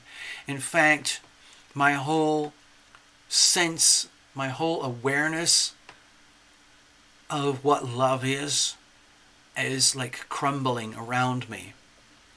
Okay, and that might feel scary. It might feel almost disastrous or cataclysmic. But you have to remember, with Tarot Lumination, this is a very powerful healing card, because this is almost an indication of obliteration of anything and everything that no longer serves you. And so you get left with the ashes and the rubble and the dust and the bits and pieces, and then you are afforded a new chance to rebuild from scratch. It's like how people, think of this as the will to live. Okay, imagine the will to live inside of you is so strong that you're willing to put up with cataclysmic events that obliterate and destroy your preconceptions about what love is, and then no matter how painful it is, but that is the fertile soil for new growth. You know how certain plants, they cannot survive or procreate without massive destructive fires, okay? Because of the way the seeds pop open, okay? Like when you see in those California wildfires, how the forests repopulate after a total destruction. And that's the kind of energy that I'm sensing here. It's almost on the understanding that it's kind of tumultuous, but it involves a complete meltdown like a total obliteration of self, of ego. Because it's almost like even if you have the slightest expectations from the level of the ego, that's going to get in your way. And so the situation is like having to deal with the realization that in order to advance and grow and evolve, it just means allowing for a complete obliteration of your expectations. And that's hard to do. How do you deal with that? What is the challenge with this? Okay, so with the Queen of Swords here, my feeling is that, like, I don't want to know I really don't want to know what your sun sign is or anything like that. But my feeling here with the Queen of Swords is that you would have a natural tendency to give a lot of people in your life like a free pass, like to be very diplomatic and to be very accommodating, when deep down you know that you would have been much better off to use the healing power of no, and basically to say, excuse me, this isn't going to work. It's not going to work with you or you or you or you or you. But you have a problem using the healing power of no. You have a huge problem using the healing power of no, because it's like the deep fear, like if I say no, then I might not get anything at all. Okay? And then you end up in a very consistent way, undermining the self, to the point where in the world of love life, other people might sense that as an aura of lack of self-respect. And some people are predators, and they take advantage of someone who is constantly forgiving others and constantly allowing others to be their most despicable or less than honorable selves, because you're so terrified of the idea of rejecting or not having anything at all. And so you end up becoming your worst enemy. So how do we deal with that? Okay, to me it feels like you're going to have to absolutely start from scratch. Completely start from scratch, okay? So it's like, let's just say this makes sense to you, okay? Let's just say in a kind of a really broad strokes, broad spectrum kind of reading, I am guided says, okay, I think I see what you're getting at, Tarot Illumination. But there is no immediate solutions here, because this is coming from such a huge, broad perspective. We're not looking at any actual particular relationship itself, okay? We're looking at you and your love, your ability to love and be loved from the most cosmic levels possible, from the energy, from the perspective of heaven upwards. And my feeling is that if you're really honest with yourself, what we were talking about with this and this and this, you already know. Okay? But it's a very difficult thing to admit. And with the Tower here, it blows up everything. And so how do we move forward?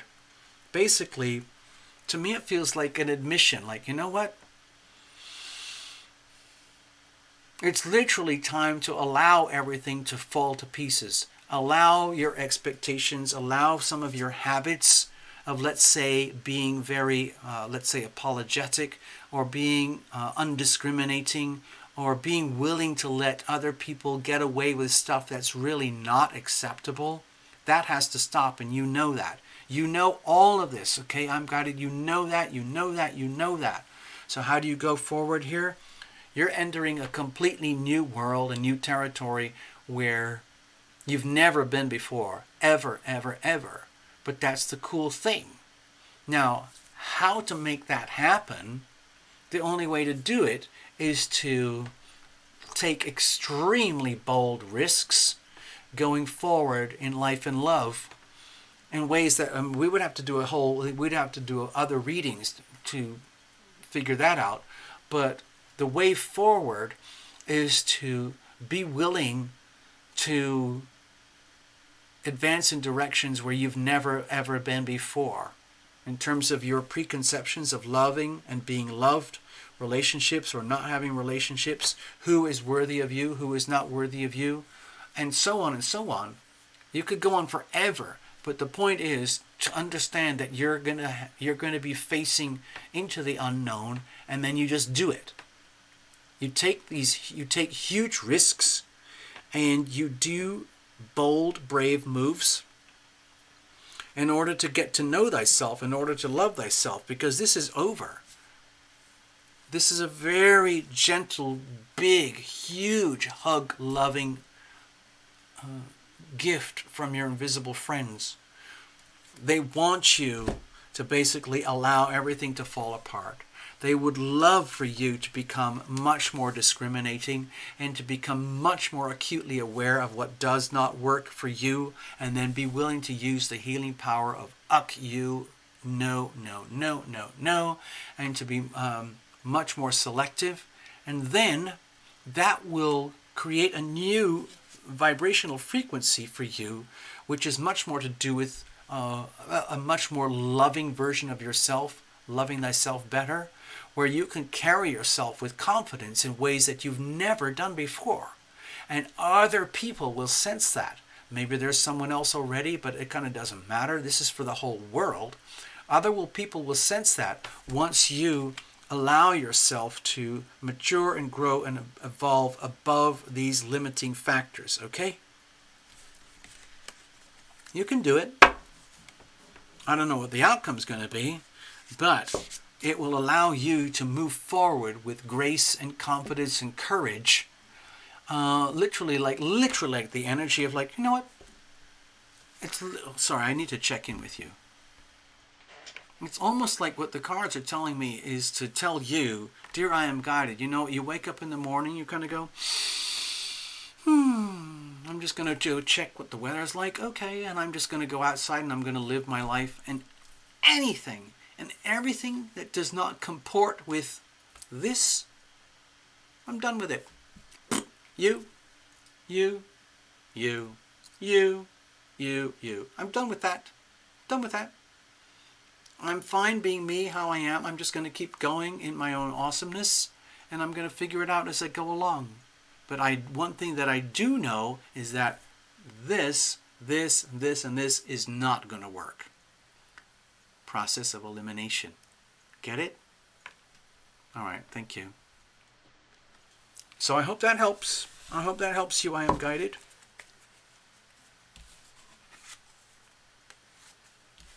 You see, you're already getting lots of tips of support from some of the other viewers here. Thank you very much, Looky Lou.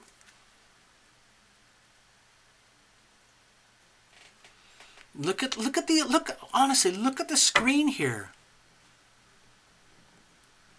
Look at the screen here. Look at the things that you just wrote, I am guided. Look what Frittily just wrote.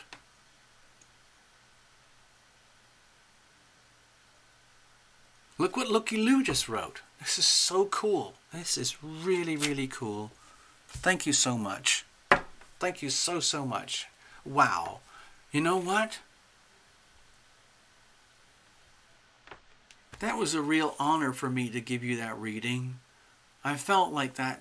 I kept thinking like, wow. This is really cool because deep down I know you get it. I know you get it, and everyone here knows that you get it. So it's going to require a lot of courage, but you can handle it. You're already starting. You're already on that path, right? Got it?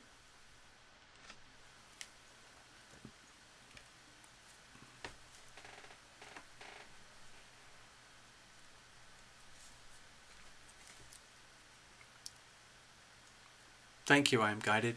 I'm going to shuffle on here, and I'm now going to play a song for Nikki because she asked for it earlier, okay?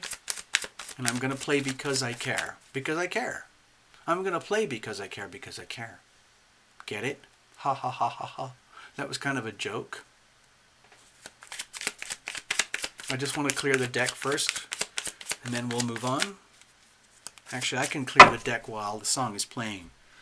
Okay, it sounds like this. Give me a second, people.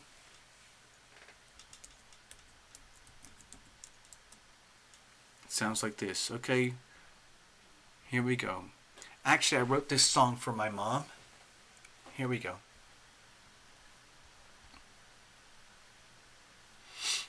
Sounds like this.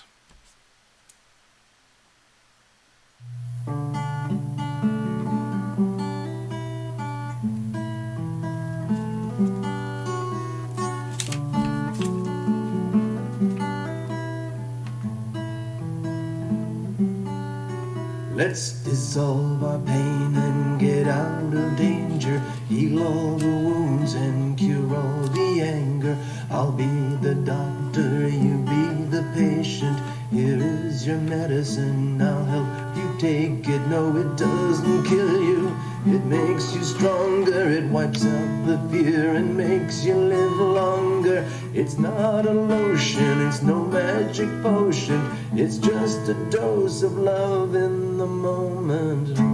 I'll watch you while you're lying there, while your eyes are closed and your heart is bare. Perfectly still, but still aware. And I'm right here because I care, because I care.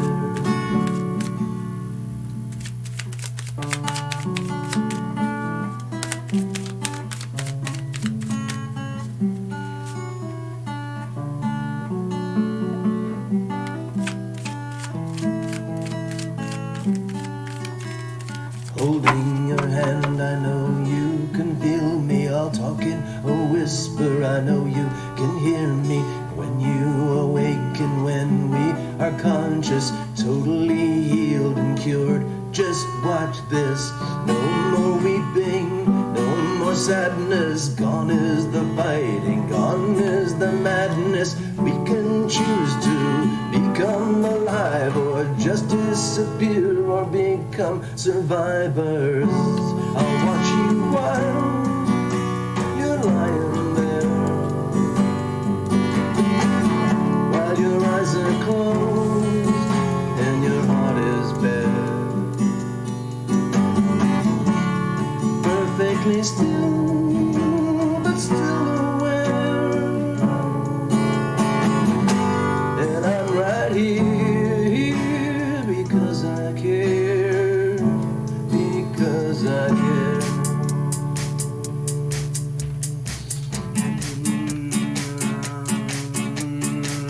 We're not gonna let you go down in flames. No, no, no. We're gonna have fun. We're gonna do this right.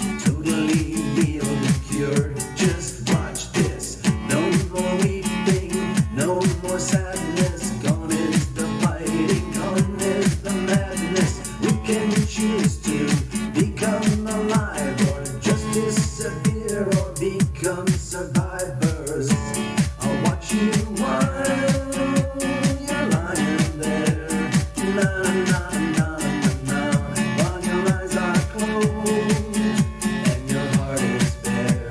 Na na na na, perfectly still, but still aware. And I'm right here because I care, because I care. Na na na na na na na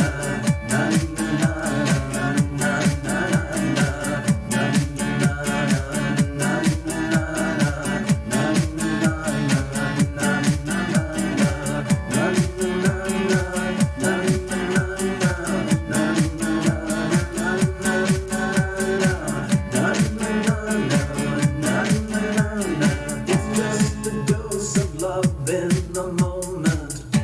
I'll watch you while you're lying there. Na na na na na, while your eyes are closed and your heart is there. Na na na na, perfectly still, but still aware. And I'm right here because I care, because I care. Na na na na na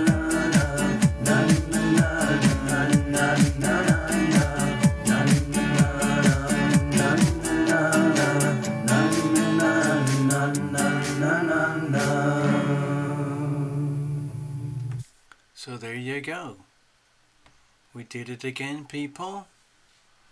Gonna check in with. I just want to say hello to Inya. Hello, Inya. Welcome. Good morning to Norway. Greetings. Thank you for being here. This is Saturday night. Okay, it's already Sunday, I guess, for you guys. Sunday morning, but it's still Saturday night here in Los Angeles. I'm over here at Venice Beach at the Lumination broadcast studio, as you can tell. And we're doing the show live. And the reason, Inya, I'm doing this show tonight is because normally we do this on Sunday evening, okay? And in the Pacific Standard Time. But I'm not going to be here tomorrow evening. So I wanted to do the show tonight. Not the show, we're just going to do a show tonight, okay? So anyway, yeah, we've been going for a couple of hours and we've done a couple readings, but we have several more readings to go if you want to hang out, Inya, okay? Take care. All right, next up we have Divine Flame. Da, da, da, da, da, da, da. This sounds epic. Okay, so this is a destiny reading, okay?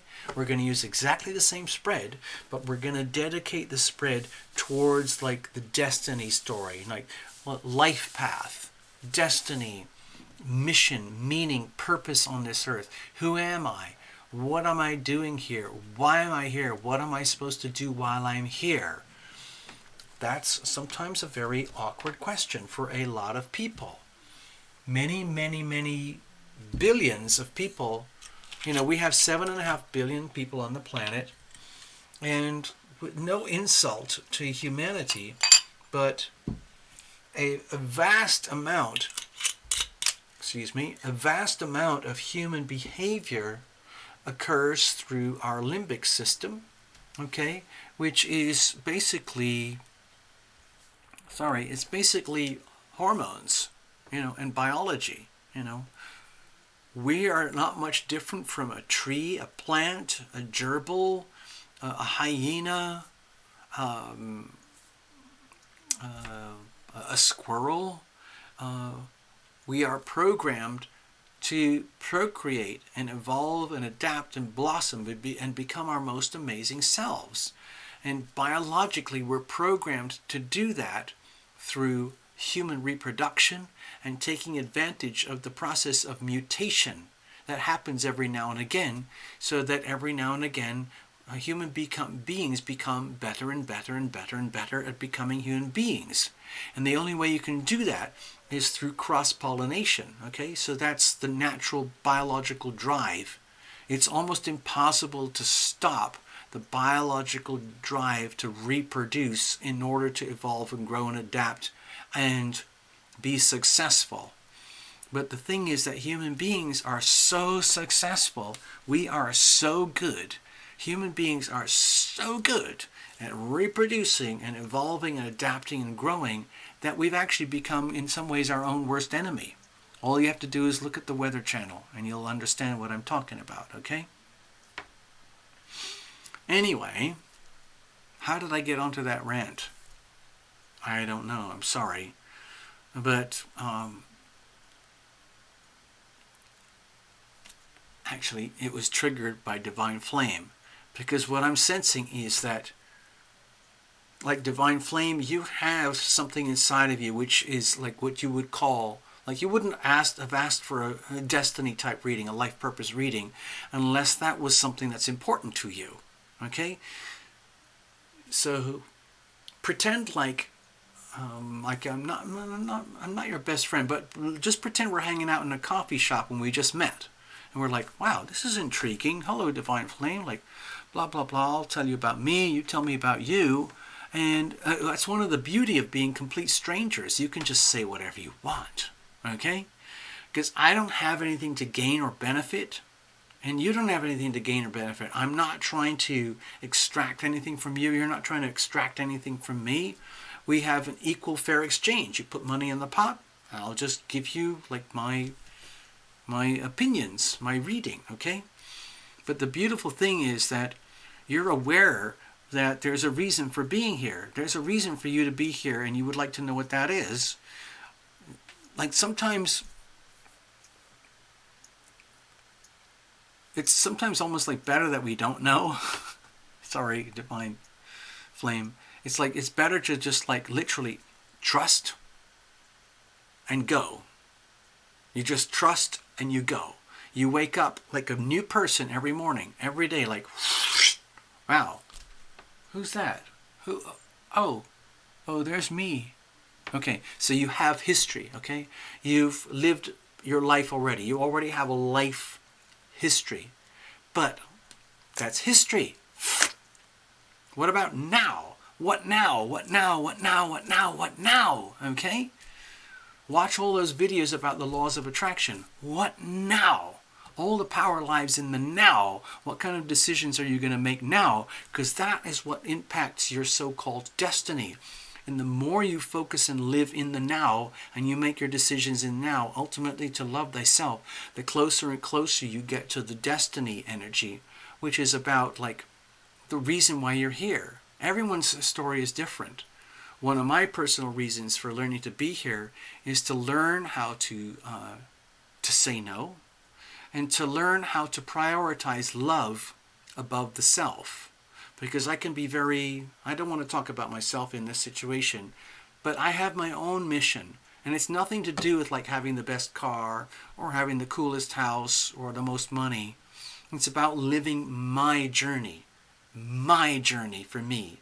And so my feeling is that with this reading, what we need to focus on is like, what is your journey for you? Okay? It's not like your expectations. It's your journey. Okay? Here we go. Let's have a look.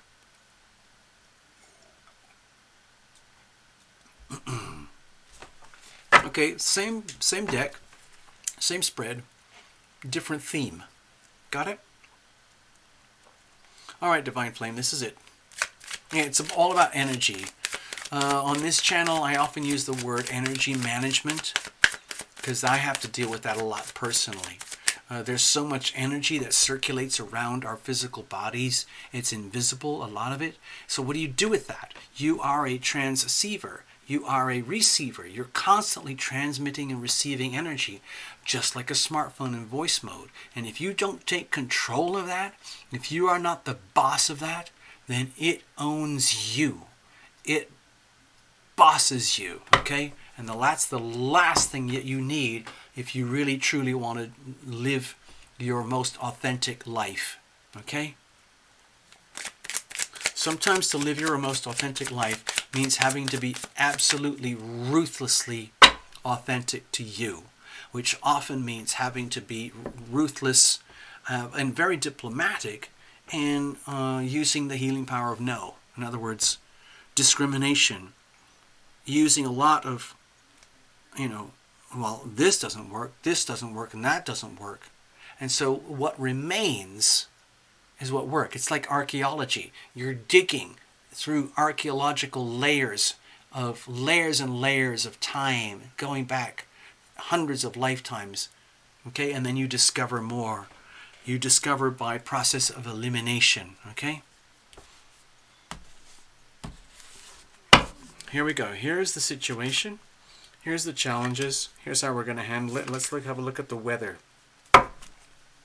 So we've got the Three of Wands. Okay, so this is very much a card of destiny. And I think there's part of this is like feels very Capricorn to me. I know this is not a Pentacles card, but it feels very much to do with the physical realities of your life and your world, Divine Flame, where it's almost like,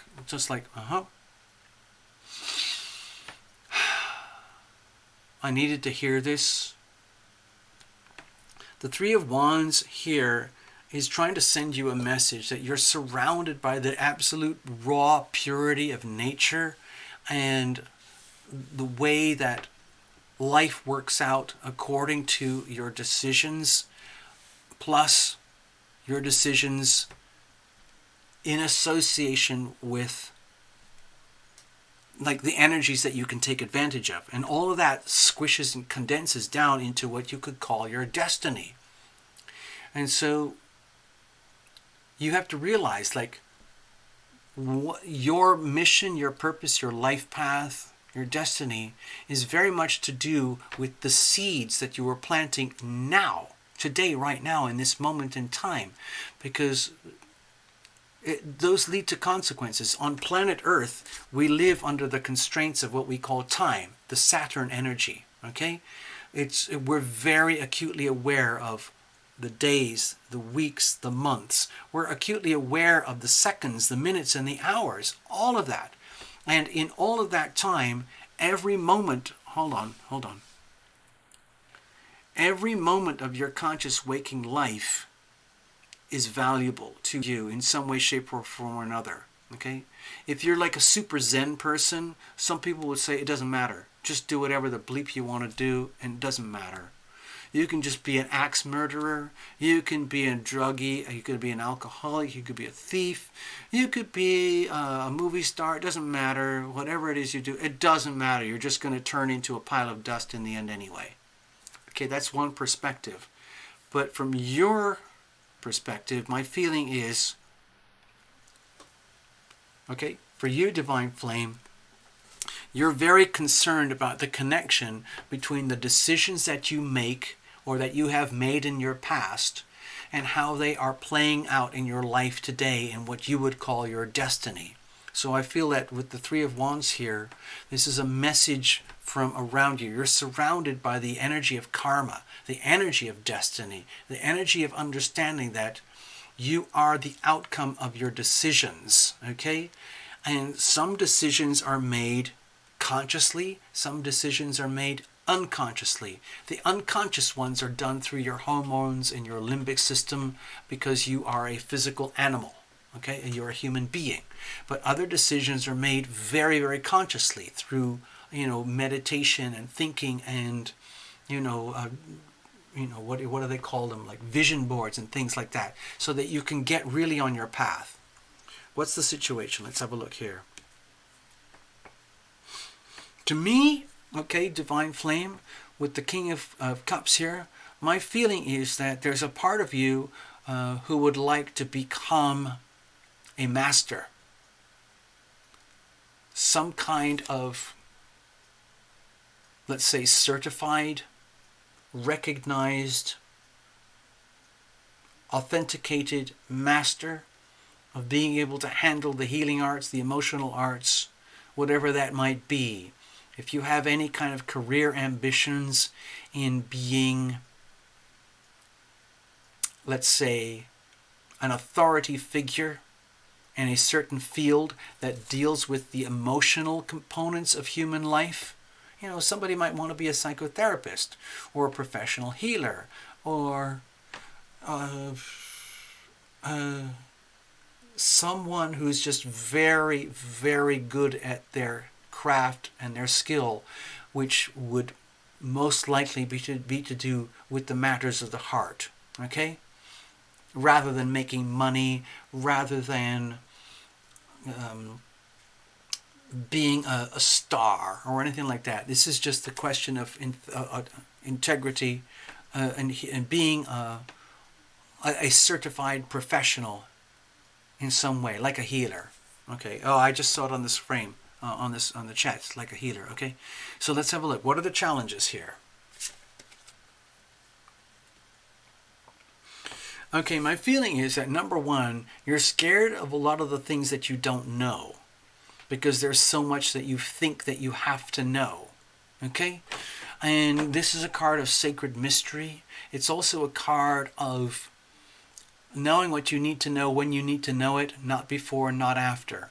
And that can be very frustrating as a physical human being. Okay? And so how do you deal with that? To me, this is extremely hard energy for you to handle because, in the form of a human being, if you have a sense of destiny, a sense of mission and purpose where, like, you might have decided, or you might have not just decided, but you have realized that you do have some kind of destiny to be some kind of healer in some kind of way, shape, or form. An energy healer, an alternate healer, a professional nurse, a doctor, a psychotherapist, a surgeon, a caretaker, or something like that, where you are an authority and you are recognized and you have your qualifications and all of it, okay? And you become an official instrument of the healing power of love, okay? The challenge is that there's like, how do I go about this? How do I get this to happen?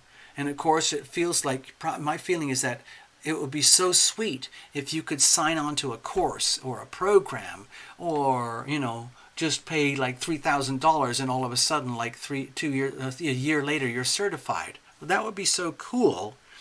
But my feeling is that for you to be truly qualified and certified is going to require having to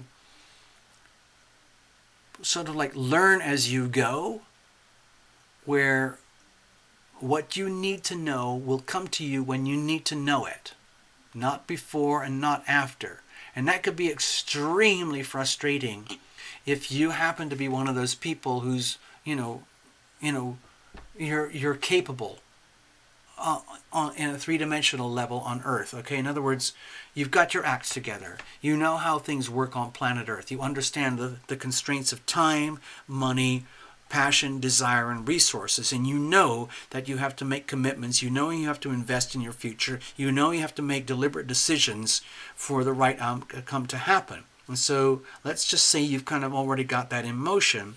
The challenge is that it's the extreme frustration of not really knowing what the outcome is going to be and not having full access to, it's almost like what you really want is to have full access to all the divine power tools that all the most powerful healers have, okay?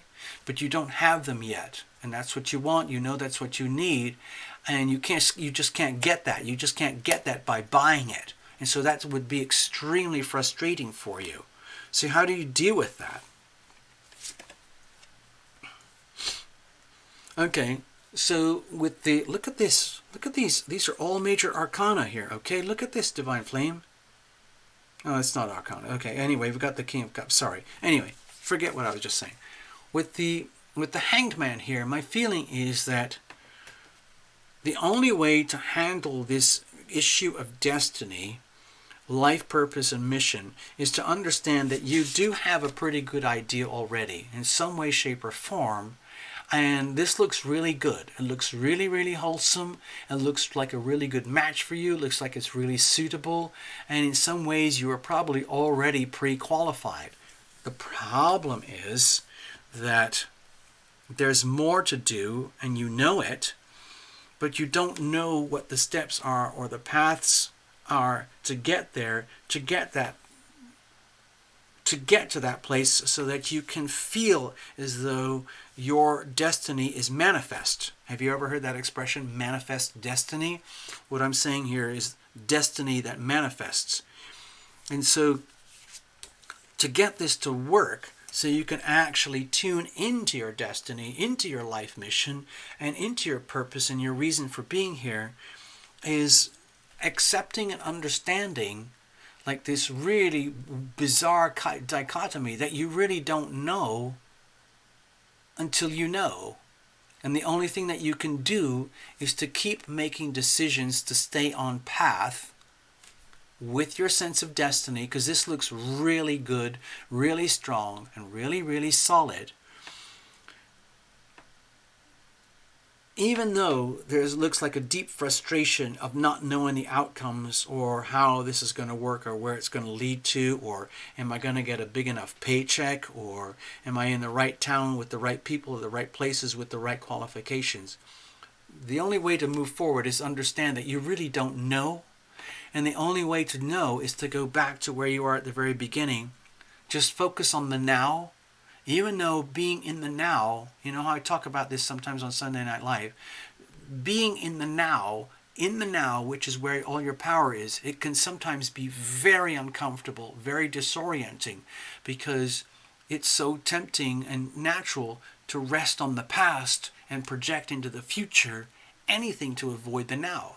So with the Hangman here, my feeling is that the way to handle this is to learn, what's that expression? It's another cliche.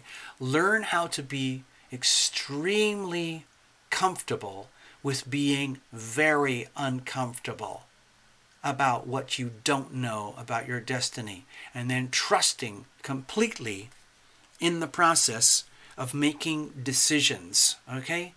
The decision-making process, which is very much about planting seeds. So every moment of every day, understand that every decision you make has an impact on your destiny, okay? It might be very uncomfortable, but that's the nature of decision making. In the world of In the world of decision making, by definition, you're facing into the unknown, okay? And just like it works in a computer with zeros and ones, all computer code, all computer languages, all of those, whatever they're called, like Java and C and C++ and whatever, all of those things are languages which are different ways of telling the computer processor to make this decision or that decision. That's all it is. Yes or no. Up, down, left, right, black, white. Everything boils down to a decision. Am I going to do this? Am I going to do that? If I do that, then I'm not going to do this. If I do this, then I'm not going to do that. That's very hard for human beings to understand and accept, because most human beings want things to be this way. Even if, let's just say, the planets are trying to push it over this way. So it's like the battle of wills here. So let me go back to the cards a second. Hold on. Basically, in order to, let's say, access your destiny, it's, to me it feels it's like part of the journey of becoming an effective healer. It's understanding that you really don't know all the answers all the time, and that you have to take this decision to be willing to live in a state of discomfort, in a state of not knowing. That's hard for human beings to know, because human beings, they want to know. The worst thing for human beings is like waiting and not knowing things, okay? People can have huge traumatic events in their life, but they want to know, am I going to be okay? Is my kid going to live? Am I going to live? Is my business going to survive? Am I going to get to work tomorrow? Whatever it is. But if they don't know, that sends people berserk. All I'm suggesting here is start gently grooming yourself, preparing yourself, understand what it really means to be comfortable with being uncomfortable. Okay? And being uncomfortable means knowing that you're going to have to make decisions.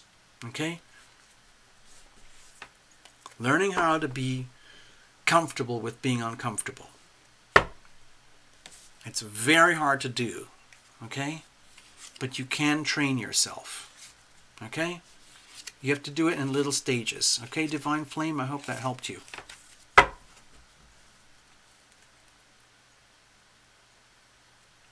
All right. Next up, we've got Giggle Glimmer. I hope you're still here, Giggle Glimmer.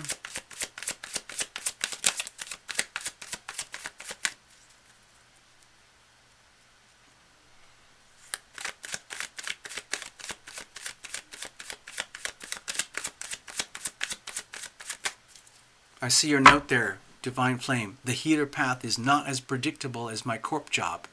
Okay, well, I can certainly understand how you would be torn apart in that way. The healer path it's not for the faint-hearted, okay? Okay, look at that. Look what you just wrote on the screen there, okay, Divine Flame? Look at the words you just wrote there. That's very profound. It says here, the healer path is not as predictable as my corporate job. Number 2, my life mission as a twin flame is to help the planet to heal.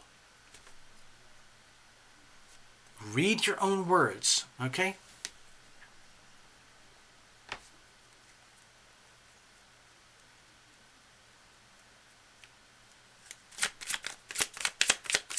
Thank you, Divine Flame.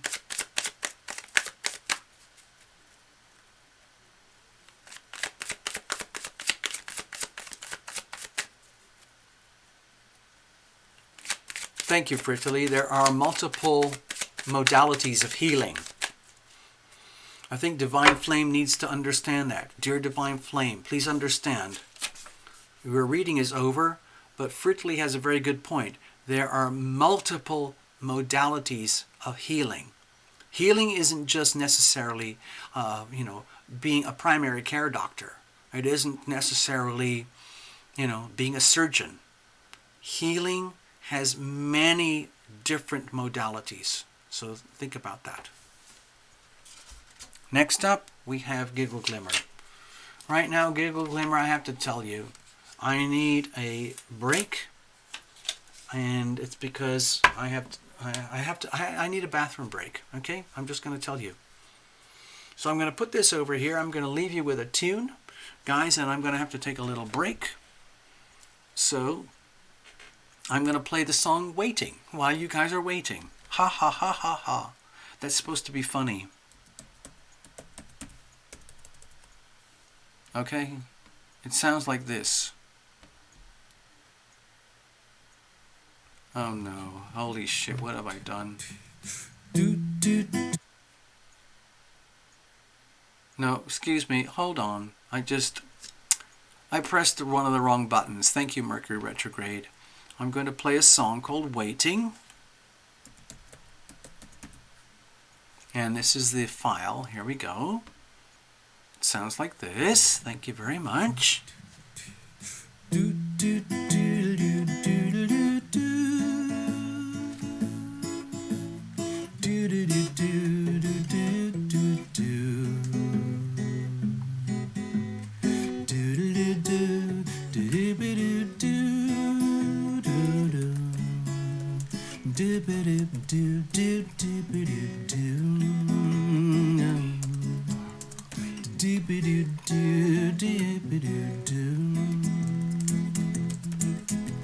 I'm waiting on the will of heaven today.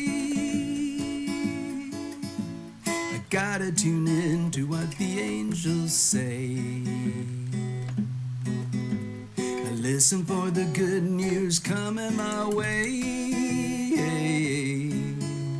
I'm waiting on the will of heaven today. waiting on the will of heaven today. Do do do do do do do do do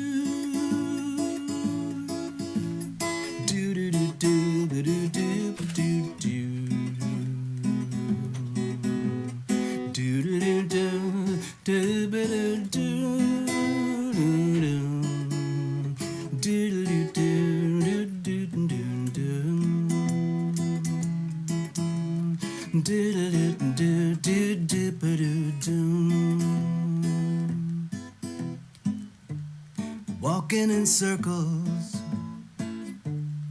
feeding all the birds, climbing up a mountain, looking around, yeah, yeah, smelling all the flowers, staring at the moon.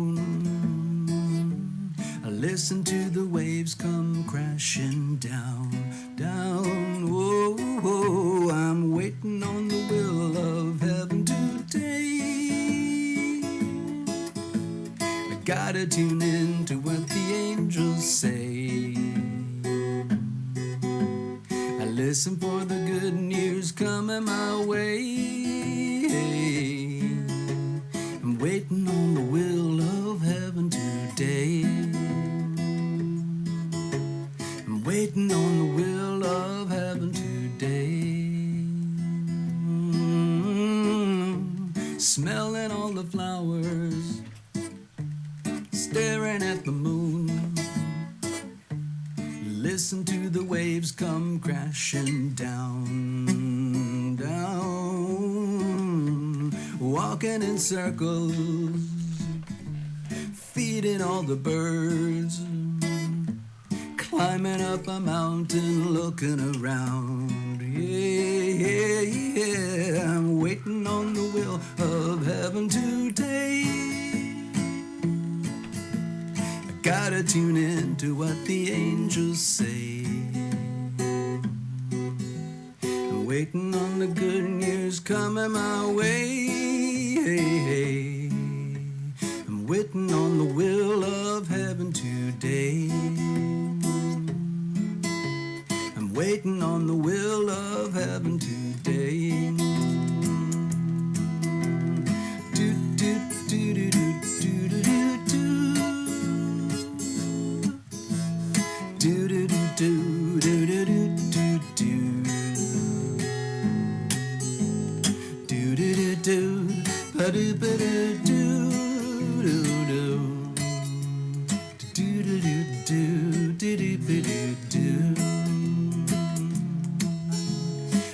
do do do do do do do.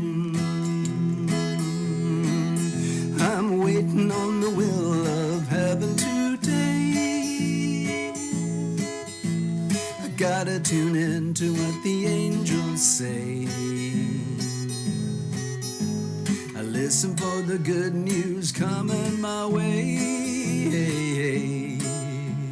I'm waiting on the will of heaven today. I'm waiting on the will of heaven today. I'm waiting on the will of heaven today.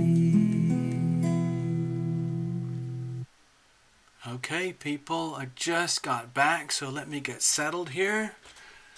And we're going to get on with the reading for Giggle Glimmer.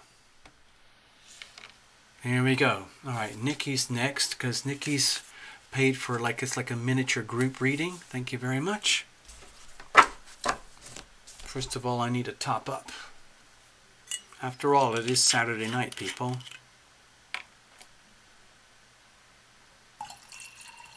Super duper. A delightful beverage.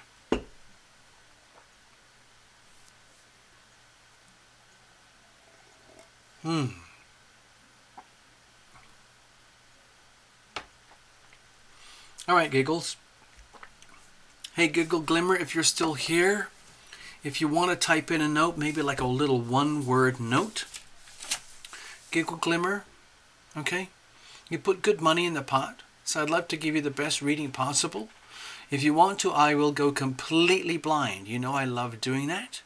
But if you want something to be addressed in particular, whatever that might be, I don't know, community, communications, finances, legal, whatever it is, like what are the messages coming from me today regarding the subject of ... Just one word if you want. You don't have to. I'm totally happy to go completely blind. You'll still get a message anyway. You'll get your message, okay? So I'll put that over here. You're up. Giggle, you're up. I'm just going to shuffle it up. The cards are already well shuffled in advance. I had a bit of shuffle while I was on my break. Okay. Cheers, everybody. Thank you all for being here. After Giggles, we're going to read for Nikki, who put good money in the pot for like a generic report for the next week for all of us who are here. Okay?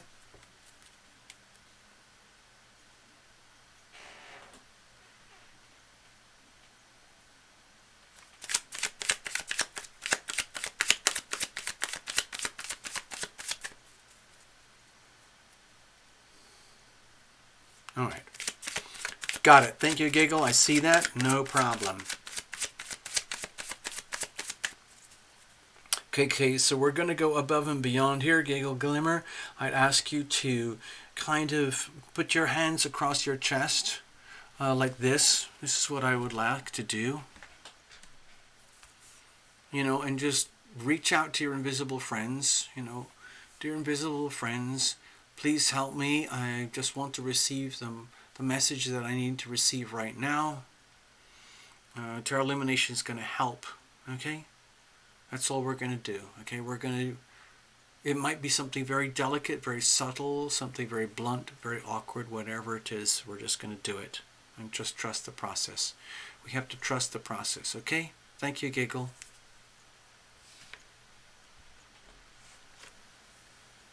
Okay.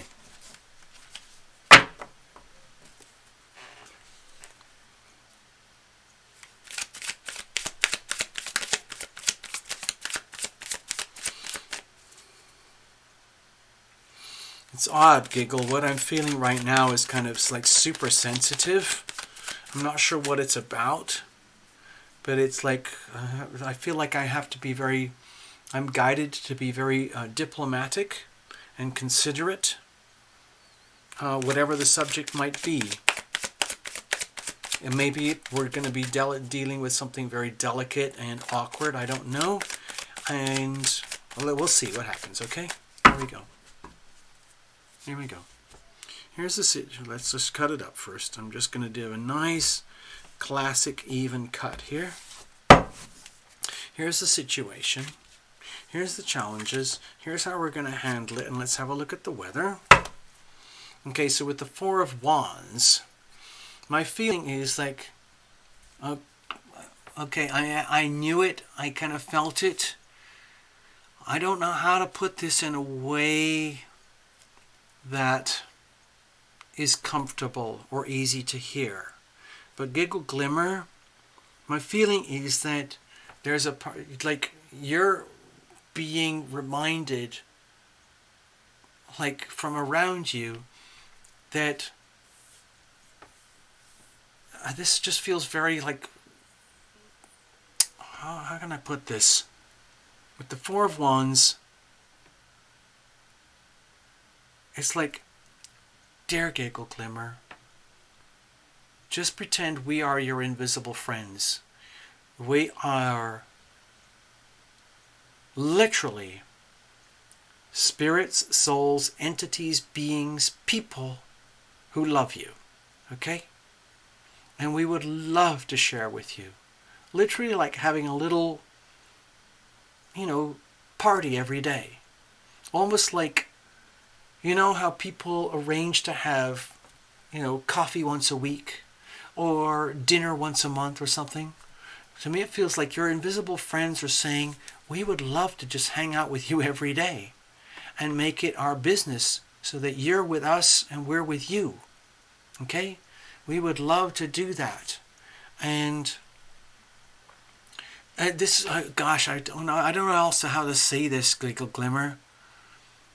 It's like we are your invisible friends, and we're aware that in some way you're feeling a little bit isolated and lonely, like you wish you could have more fun and parties and community and hangouts in your own life, like someone in particular, or even like a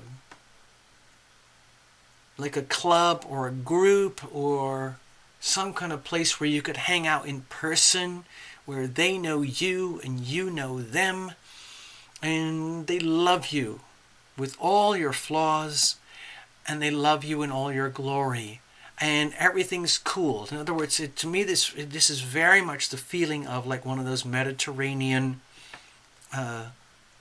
dinners, like they do in Spain, where because I've traveled a lot, Giggle, and when I was in Spain, what I discovered very quickly is that like they have 2 days out of one day.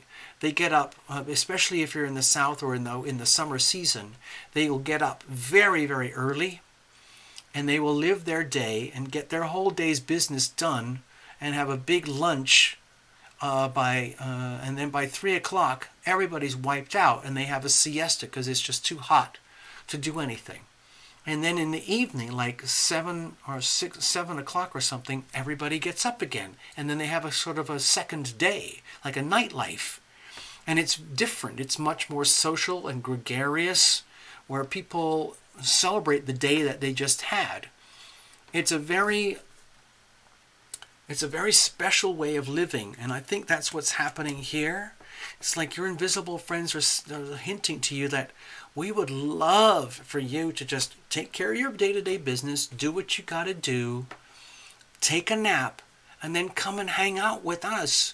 Dedicate the rest of your day to being like with your loved ones, some way, somehow or other. And so you don't have to feel lonely. You don't feel like you have to get up. Like if you're in America, for example, a lot of Americans get up, they live their day, and then they crash out and go to sleep. But other cultures live in different ways, and that's what I'm suggesting here. It's just like there is more for you, Giggle. Okay? There's more for you, and if you're feeling kind of lonely, like where's the party? Where can I hang out? Why do I have to just grind through life? They're saying it is there, but you have to make the choice, and you might have to change the way that you conduct your lifestyle. Okay, what's the situation? Okay, so with the Four of Pentacles here, my feeling is that you might be so consumed with work that you're not allowing yourself to have any fun. Okay? And it's like, it's not fair. It's perfectly okay to want to build a legacy, build a foundation, build security for the future, have investments, have income, have things like jobs, have things like work and meaningful work, and doing what has to be done to make sure that your life is stable and sound. This is a beautiful card in its own way when you're trying to create or build a castle or build structures and foundations. It's a very powerful card in that way. But in some ways, my feeling is that you're taking it too far. Okay? You're not allowing yourself to have any fun. What's the challenge? Okay, this is going to sound really awful again. Again, you said don't sugarcoat, so I'm not going to sugarcoat.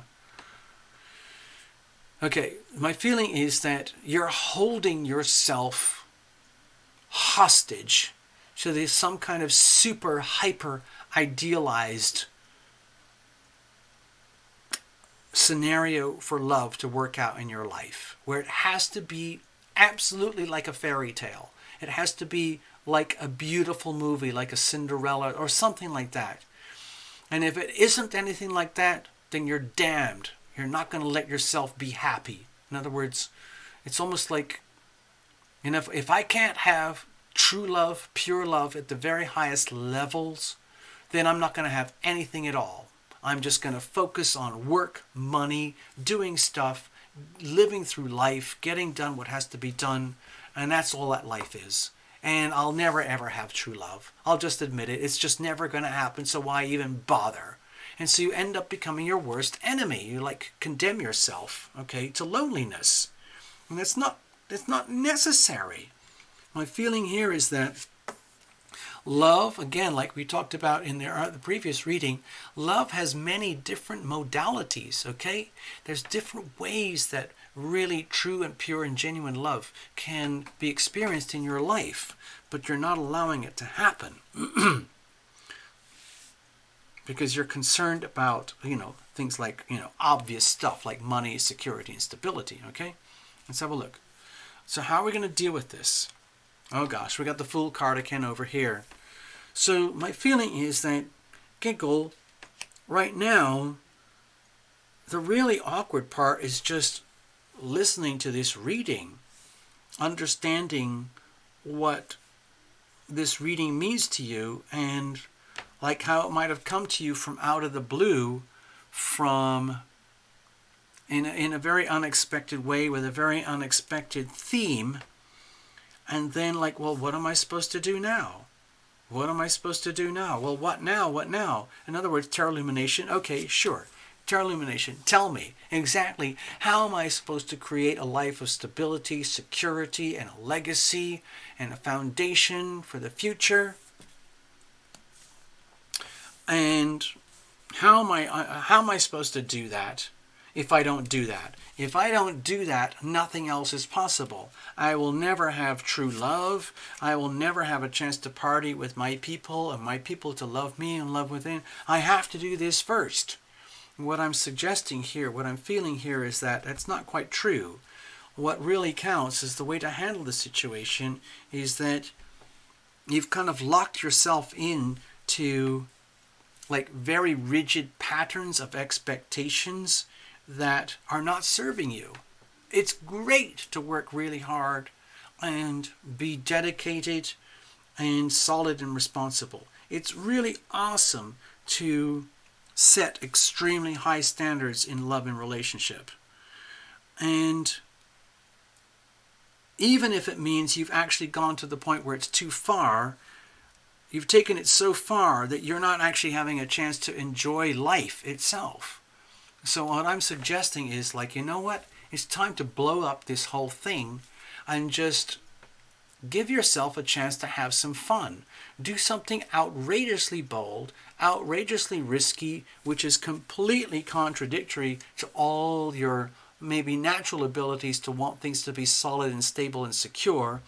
Do something outrageous. It's time to do something really bold, risky, super delicious, and super fun that you have been denying yourself for a very long time simply because you have conditioned yourself to believe that if I don't take care of business first, then I'll never have true love and I'll never have a chance to, actually hang out and enjoy life. Well, okay, can you see how you've made it almost impossible? Because you've imposed this condition, like if I don't do this first, then none of this happens, okay?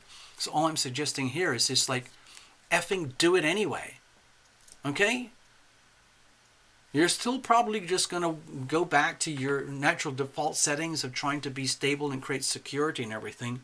But if you don't make the decision to do something crazy, silly, and fun, and have fun, and to be with your people, and allow yourself to chill out and hang out and just have fun, where we can enjoy your company and you can enjoy their company, you end up stuck in a negative feedback loop that goes on forever, and you're denying yourself the love that you deserve, okay? The love and the fun that you deserve, okay? Okay, so with this here, it's time to just totally bust out and just break all the rules and do something completely, absolutely way outside of your comfort zone and outrageous just to break the mold. You know, like if we were in the military or something, or if I was some kind of like self-help coach or something, whatever, I would say, you know what, Giggle Glimmer, it's time for you to just do something outrageous, okay? Go out there, do something outrageous, totally self-indulgent, fun, that would make you insanely happy, and then come back and tell us what happened. Okay? I'm not going to tell you what to do or how to do it. That's up to you. But if this was some kind of like life coaching thing, that would be the message. Go out. Just go out there. You're not allowed to come back in. You're not allowed to go back and become a workaholic. You're not allowed to idealize love. You just have to go out there and do something outrageously fun and stupid. And then tell us what it feels like. And then go from there. Okay? Okay. Girls just want to have fun. Okay. Okay. Oh, wait a minute, Nikki. I have to see that. The Netflix Dark Mirror short film, Nosedive. Hold on. I have to make a post-it note. This is very important. Hello, Lena.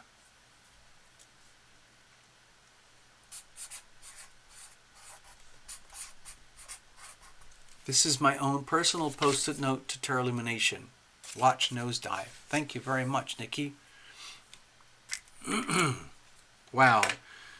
So, yeah, Giggle, this was a very awkward message to deliver. I tried to do it in a way that made it feel fun and exciting and give you some courage, because in some ways this is very, very lonely, and it doesn't have to be that way.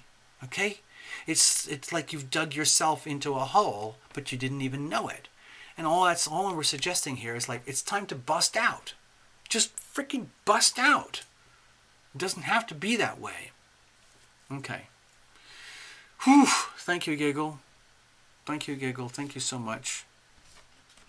Thank you. I hope I didn't hurt your feelings or anything, but I felt it very, very early on in the reading that we were going to touch on something a little bit awkward and delicate. But I think I got it out in the system, and hopefully you understand. And it's just like, it's okay. We'll just do something. And then next time you're here, tell us what you did. And just make sure it's outrageous and silly and fun. Okay? There we go. Okay, some people are speaking in Spanish or something right now. I can't handle it. So, okay, good luck. All right, next up we have Nikki, but this is for everybody. Hello, Lena.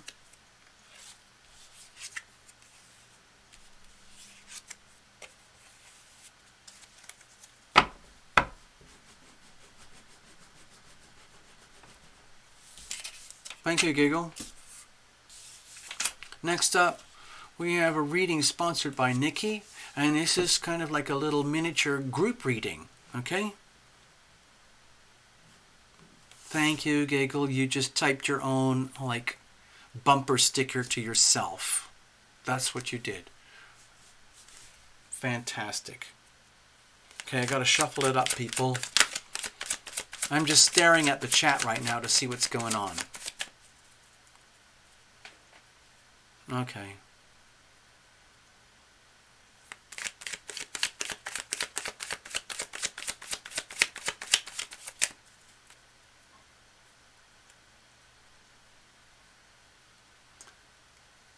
It would have to be very early tomorrow, Lena. If you want to, Lena, this show is going to be over, I would probably guess within the next half hour or the next hour at the most. And if you're still around, I might be able to help you, okay? But I have to tell you, Lena, my Sunday is going to be completely booked up and full with friends and family. And I'm not going to miss it, okay?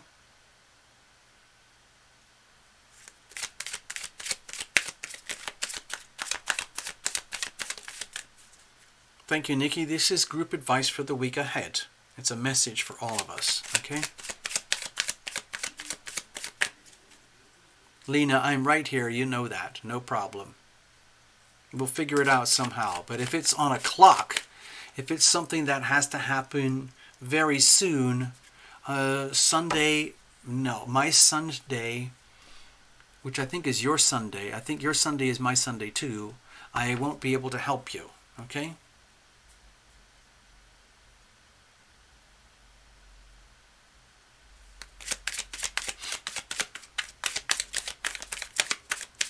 All right, Nikki, here we go. First of all, thank you very much. I want to say thank you to Nikki in person. Thank you, Nikki. Awesome. We're just going to do a little bit of a message from the great beyond for everybody here. So a lot of people had to go already, but they might see it on the action replay. I don't know. That's their choice, okay? All right, over here for us guys, us folks, okay?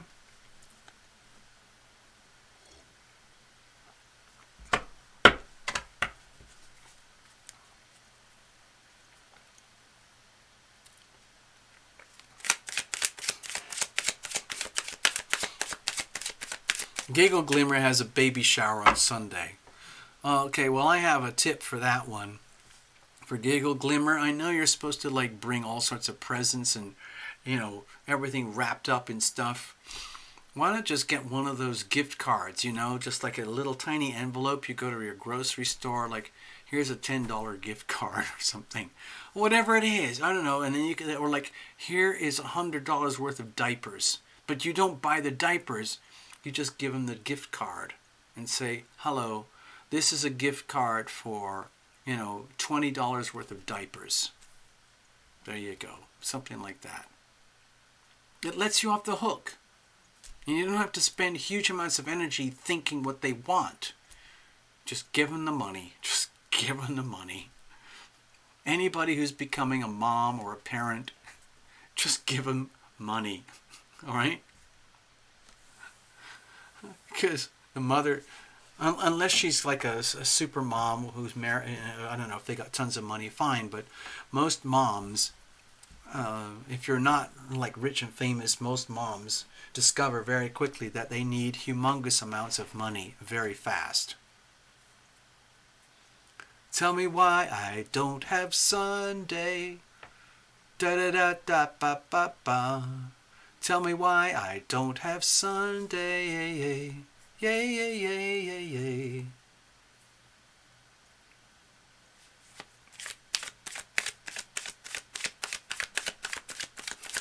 Oh my God, babysitting.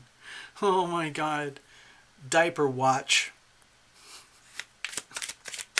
Oh my God.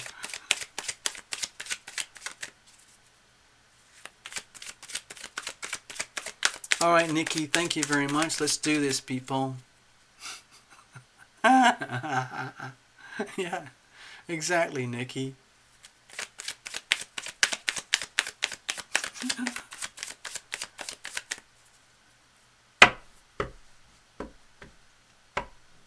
Sometimes when I go to my cafe, I've heard people like talking like, you know, you're not supposed to eavesdrop on people in coffee shops, but where I go, there's all sorts of stuff. You can't help hearing other people. I go there because it gives me a sense of anonymity, and I can do all sorts of things at my coffee shop that I can't do over here at the Terra Lumination headquarters. And one of the things I was hearing is about like these younger girls who are like talking with these guys, and you know, they all look like they're healthy and fit and privileged, and they were all like saying like, there's no way I'm gonna have kids. I can't afford to have kids. It costs so much money to have a baby now in America. I mean, it's insane. I mean, technically, you know, you can just go and have a baby and do whatever you want. But if you want to like participate in American society, then you have to start thinking of things like, you know, the diaper fund, and then the primary school fund, and then the college fund, and then the healthcare program, and the healthcare for you and the parent, and the college program, and the you know, college loans, university loan trust fund. Oh, it's just, you're talking hundreds of thousands of dollars before they're even 21. You know, it's insane. Anyway, there we go. Yes, Lena, you've probably noticed that there's a lot of people on this planet already. Nikki. All right, let's see what's going on. Ooh, I got something going here. Okay, my angels just told me, like, please calm down, Tarot Illumination. Just treat this like any other reading, okay? Just because it's a group reading, you don't have to stress, okay? That's the message that was just delivered to Tarot Illumination.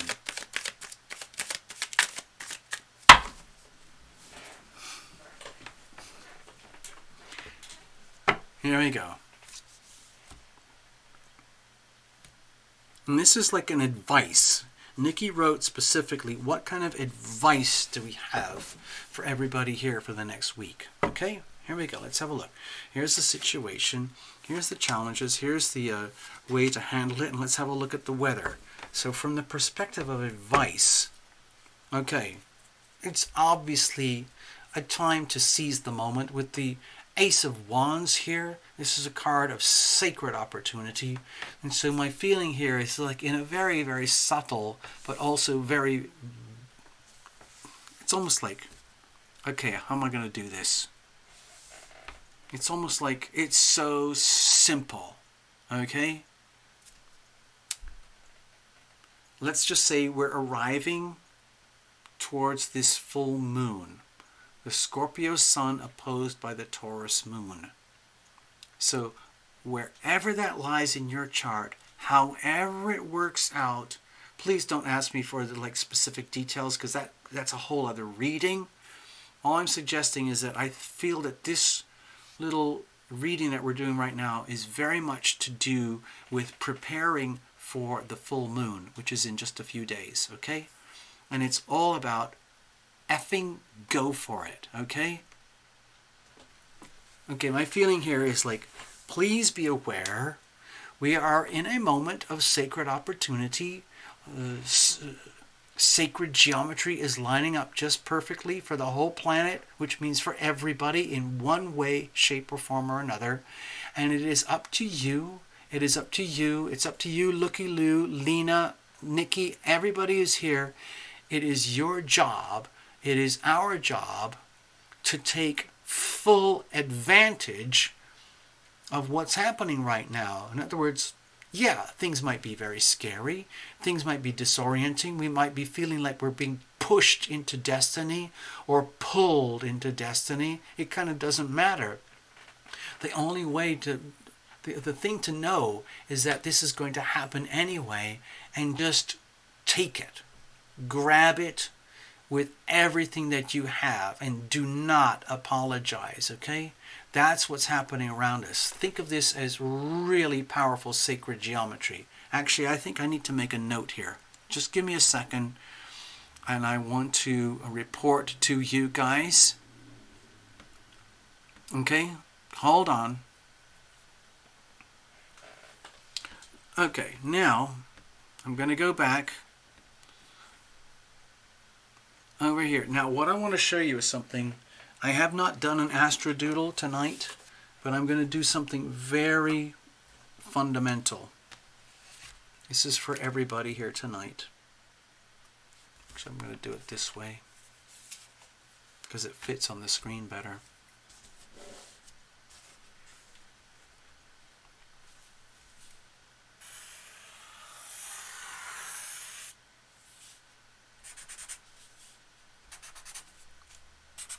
This is for everybody here.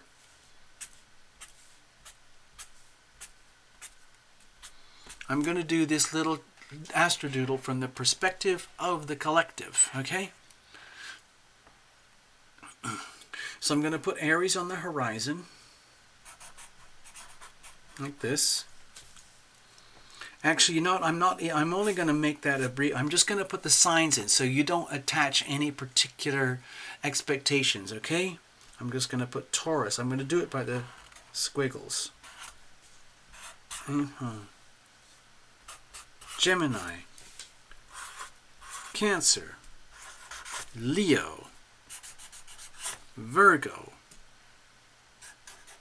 Libra, Scorpio, Scorpio, Sagittarius, and Capricorn, and Aquarius, the water bearer for the rest of us, and Pisces, okay? Now, when I saw this card, okay, I immediately sensed something to do with the astrology, okay? And it is this. Right now, at this very moment in time, okay? Give me a second.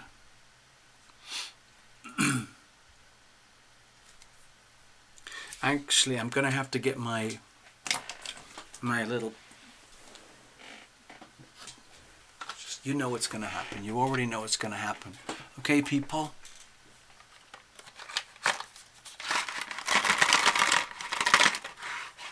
What I feel is happening right now with this message is that it's really important for all of us to understand. This is green, okay? I don't know if you can see it, but this is green.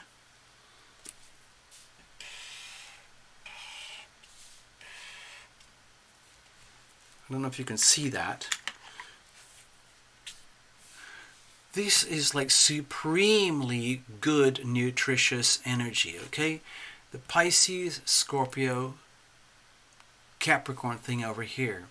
There's these big, fat, what are called trines. Okay, I'll put this over here like this. Multiple trines going on between the Neptune and all the Scorpio energy, all the Pisces and Scorpio. And at the same time in the middle, we have these sextile energies, okay, with the Capricorn. This is really good, super delicious, advantageous energy. Okay? It's very solid, it's very earthy, it's very grounding. It's about taking these deeply spiritual, heartfelt, emotional energies and then bringing them down to earth in ways that are actually functional, okay, here on this planet. And that's what I think is happening with the reading here. The Ace of Wands is referring to this piece of sacred geometry which is in the heavens right now. This is going to change. This won't be here forever. This will be gone in a few days and few weeks, okay? So this is opportunity. It's very much to do with the ticking clock. It's very much, please be aware, everybody here tonight, how incredibly lucky we are to have this and to take full advantage of it. You might, or I might, or any one of us might have all sorts of miserable, hideous, challenging problems right now in our lives. But let us not forget the beauty of that sacred geometry. It's always beautiful in some way, but this is exceptional, okay? Okay. So that's what I'm suggesting here is our invisible friends want us to know that we just happen to be in one of those moments of time which is very, very conducive, very fortuitous for each one of us to take full advantage of anything and everything that we can for our own evolution, okay? You have to. It's your duty. What's the situation? Because it's the end of the world as we know it. Okay, I can't say anything more, otherwise the video will be flagged. So it's on the understanding that it's really important to look at our life and our world around us as, let's just face it, let's accept that literally the world as we know it is coming to an end.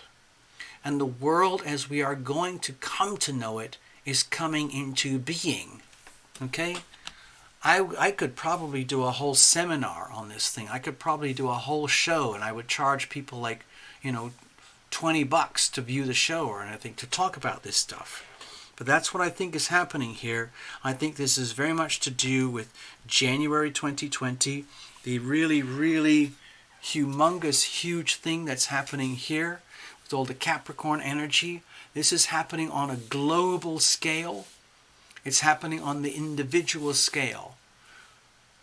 Huge, irrevocable changes, okay, which mark the end of an era, the end of an epoch, the end of the world as we know it, and global restructuring, because we have to rebuild the way humanity works, okay? Okay?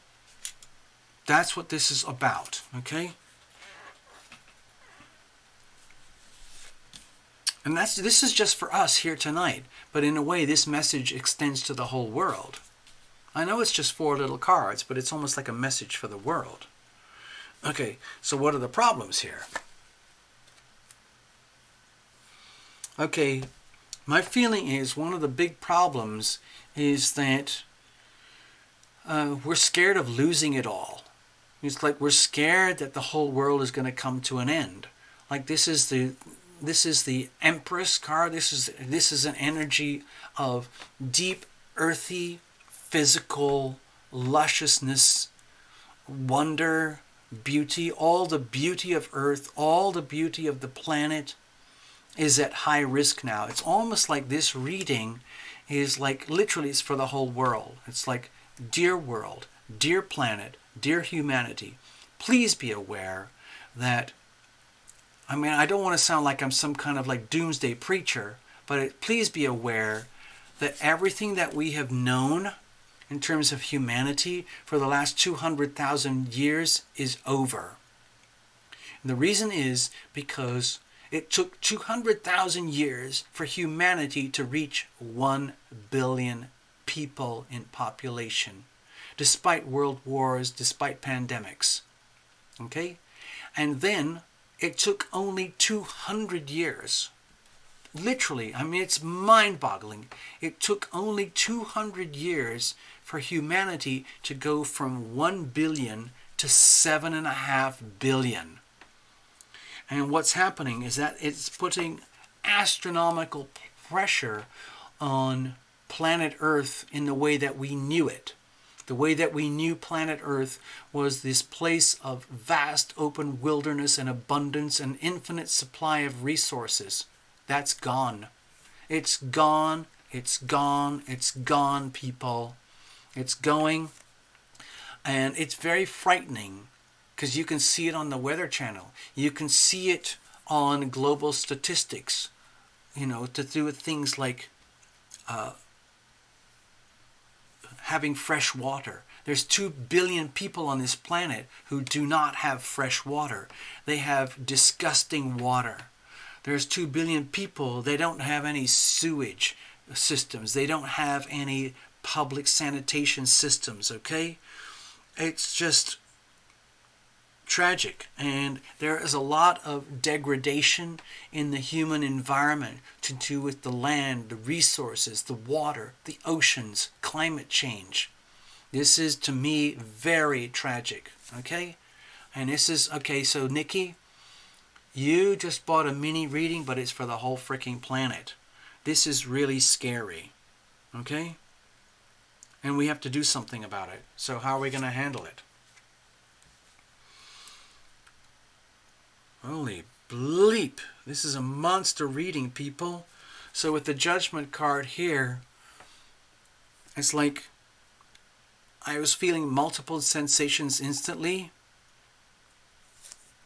The way to handle it is that we have to understand that we as human beings are the only ones who can liberate ourselves. Okay?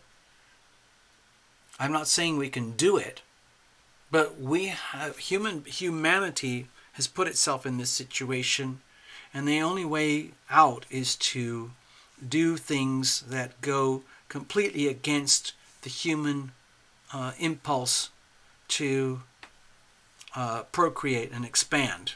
Okay, and that feels very unnatural, and in a way, it's kind of tragic. Also, with the Judgment card here, to me it's a very profound message to be able to look at each other and understand that we have created this ourselves. Humanity is this. We have, like, we're going to get what we deserve, all the beauty and the abundance that we have on planet Earth right now. In other words, all the people on Earth who have an abundant life, who have all the good things in life like what we have. I have fresh running water. I have hot water. I have cold water. And I have a shower. And I have a kitchen. And I have a lock on my door. And I have transportation. I have a bicycle. I can get my buses. And I can get an Uber. And I can fly on airplanes. You know, I'm one of the lucky ones. There are billions of people on this planet who will never have that. And in their whole lifetime. So my feeling with the judgment card is to understand that we have created a situation now which is like the ultimate expression of humanity in its most magnificent expression, and we have liberated ourselves, especially if we are part of what you could call the privileged population.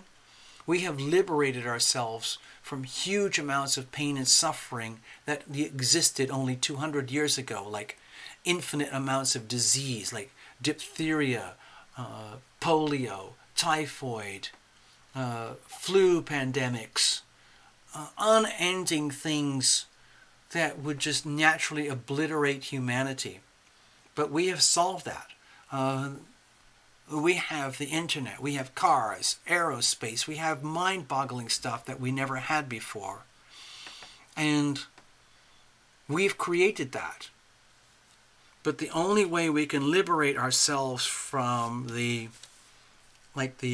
doomsday scenario is understanding and accepting that all the wonders that we have today are partly at the expense of having created our own doomsday scenario. You know, having the vast wealth that some of these big corporations have, that some of these very highly paid people have, it only happens because we have these massive global marketplaces for a consumer society, which allows certain people to become extremely wealthy and extremely privileged. But that does not stop the world from heading in the direction where it's heading right now. Okay? Literally, it's the end of the world as we know it. Just watch the Weather Channel. Okay? I'm not a doomsday prepper kind of person. And I also allow for the fact that planet Earth has its own pulse, its own heartbeat of, climate change, becoming really cold, becoming really hot. 10,000 years ago, there was an ice age. Okay? And however many years ago, we were hit by an asteroid, and that was the end of the dinosaur age. So things get hotter, things get colder, and that's natural on planet Earth. But we're doing things right now that are making it very, very difficult for planet Earth to keep things cool and mellow the way that works best for humanity in terms of our climate. And we only have ourselves to blame.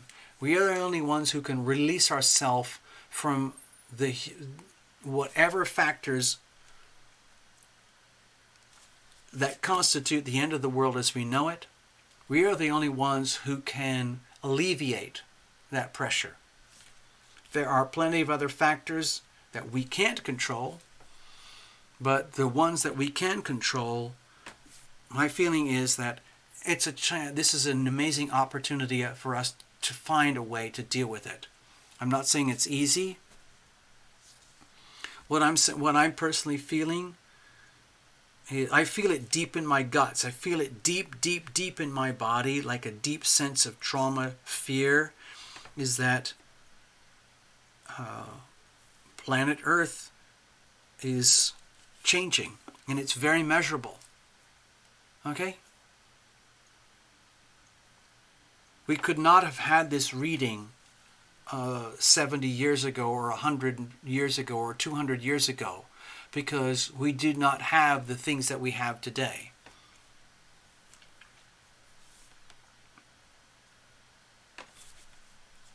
We have to accept that what is happening is our own doing to some extent, but we also understand that it's part of the journey of humanity. And we have to find a way to liberate ourselves from our own worst behaviors, or it's like we are doomed. And it's our own creation. The world is not over. With the Empress card here, the world will simply change.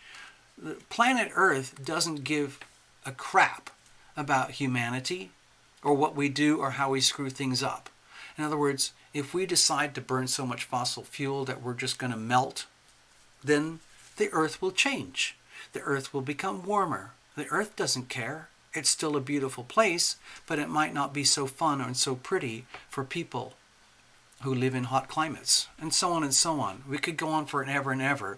All I'm suggesting, Nikki, is that you paid for this, and this is the reading that came out. To me, it feels like it's much bigger than it's just for us. To me, this is a message for humanity. Okay? Thank you, Nikki. Cheers.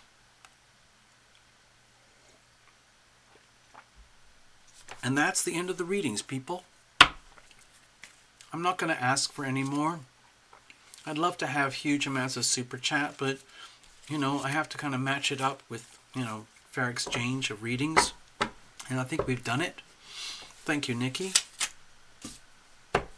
I'm just going to put our lovely cards here in the middle. Sorry, I kind of got on a bit of a rant there. That whole reading really triggered some very sensitive issues inside of me, personally, because I started to take that reading personally, as though it was directed at me personally. Hello, Mona.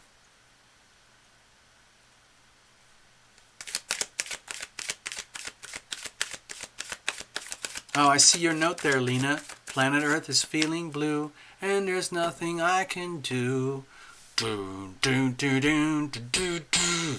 Doon, doon, doon, doon, doon, doon. You're talking about a David Bowie song. I know what you're doing. I know what you're doing, Lena. Hold on, let me check in with you guys.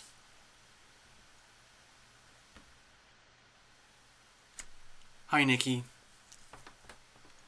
So that reading completely took me off guard. I had no idea we would get something like that. I thought it would be like something like cozy, just for us.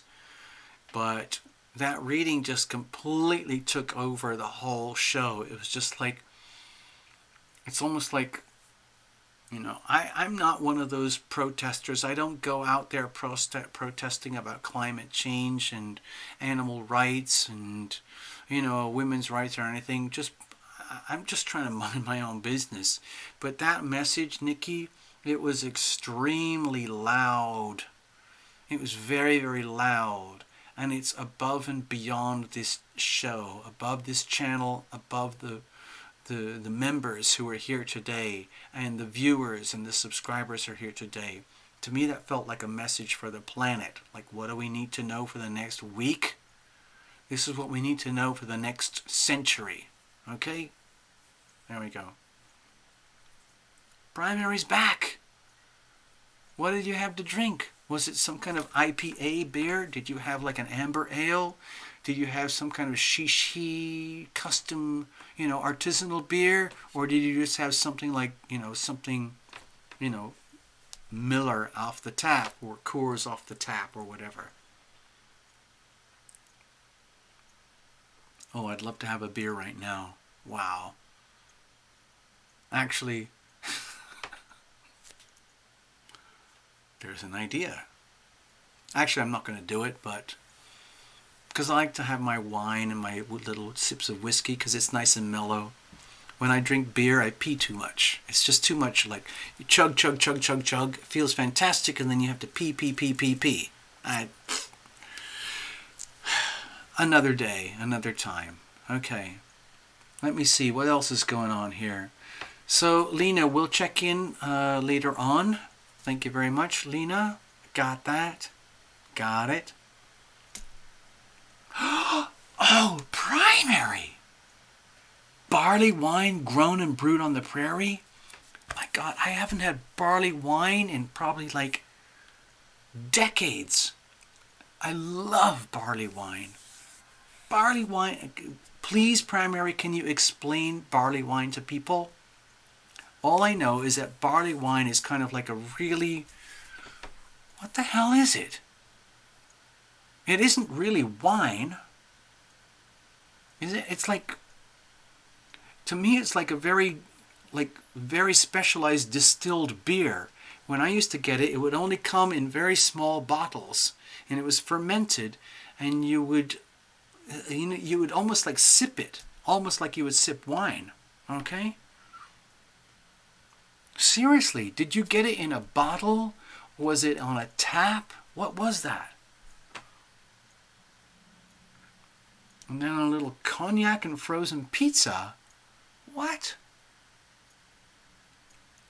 I can dig the cognac. I'm not into the pizza. I want to know about the barley wine. So how was this barley wine for you? What was it like? Please, please tell us, what was this barley wine like? Pretend you're like on a wine tasting channel or something. Rich, sweet, not so hoppy, high alcohol beer. Oh, God, so good. Lena, I have to ask you, dear Lena, because I know you like these things. Lena, have you ever had a barley wine? If not, please have a look around your world, see if you can find one.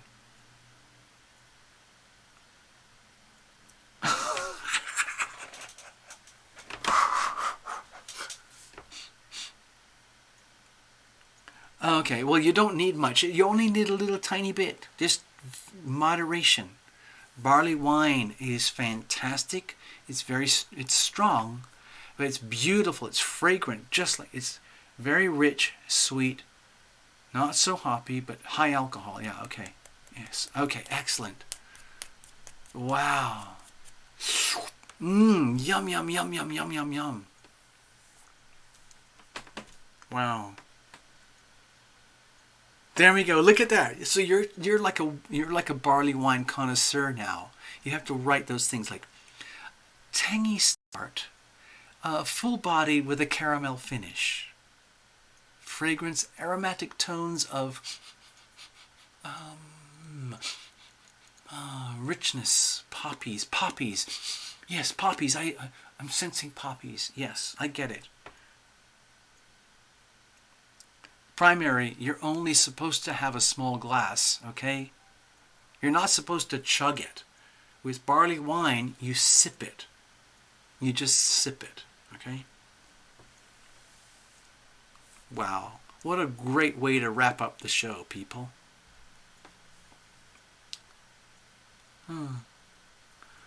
It's okay, Primary. You missed a crazy reading. It was completely over the top. Nikki bought a reading for like, hey, what kind of news do you have for us, all of us here for the rest of the week, for the next week? And I went totally ballistic. It turned into like a monster reading. Just 4 little cards turned into this monster reading. If you want to watch the action replay, some of it's to do with the full moon coming into expression about planet Earth, moon in Taurus. Think of Taurus to do with the Earth, the earthy reality of this planet, okay? I'm not going to repeat the whole reading again. It was just completely over the top. Yeah, you missed it, but you can catch it again. Don't worry. All right, so a lot of people had to go because it's very late. I understand. So we're going to wrap up the show now, people. It's been splendid having you, and we'll connect up again really soon. And by the way, for anyone who's left here right now, next week is going to be very, very interesting.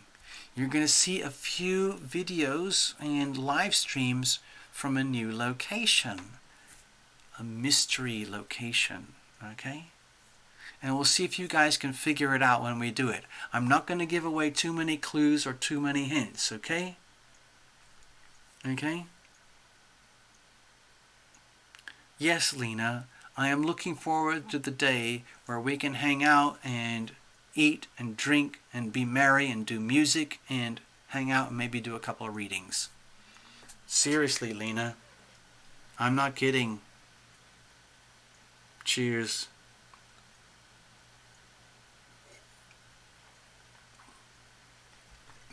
All right. So I'm going to play a little bit of farewell music, let you guys check out with each other.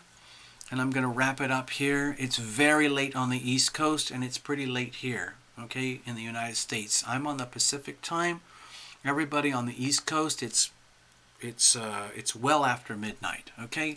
So take care, everybody. It's been absolutely special. And I'm just going to wrap it out with some basically kind of, I'm hoping it's kind of very gentle. Let me see if I can do this in a way that works. Okay? Give me a second here. Very mellow, okay? Very mellow. Take it very gently.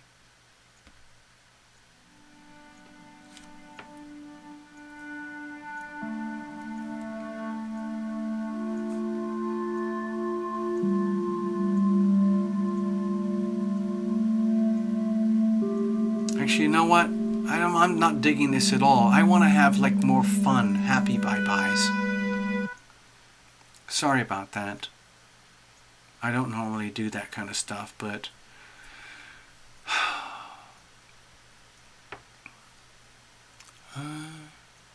you know what? I'm just going to play a Tarot Lumination song. That's it. And that'll give me a chance to gracefully say farewell and good night.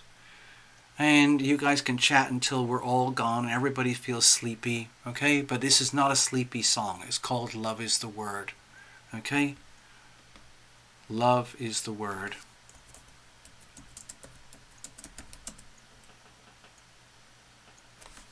Goes like this. I haven't played it for quite a while.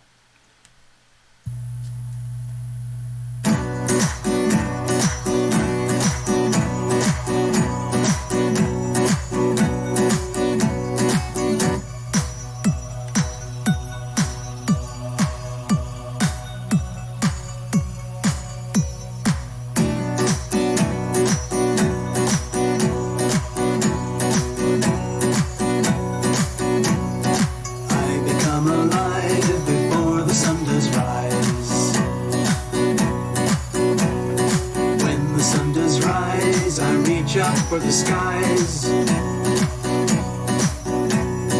opening my hands to welcome in the day, gather in the sun's rays before I'm on my way,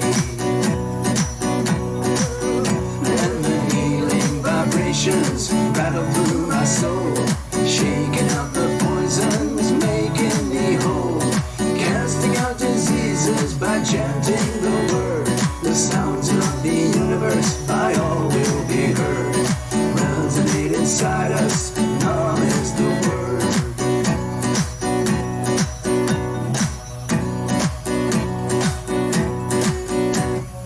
Moving through the day, pray no accidents arise. Giving thanks to heaven that I am still alive. Blessing my enemies, blessing the ones I love. Praying for forgiveness for any damages I've done. And the healing vibrations rattle through my soul, shaking out the poisons, making me whole, casting out diseases by chanting the word. The sounds of the universe by all will be heard. Resonate inside us, Nam is the word.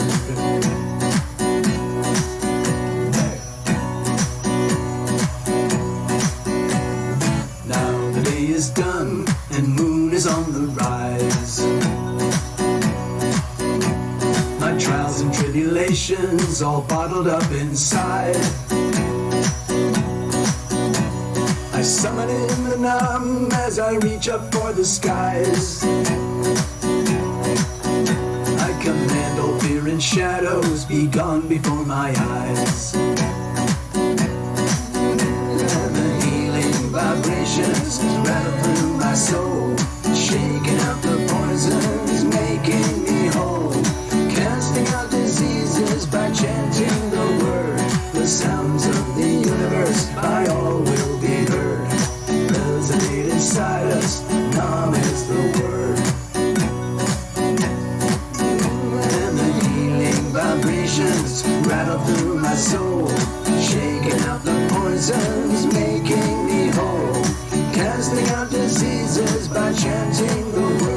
The sounds of the universe by all will be heard. Resonate inside us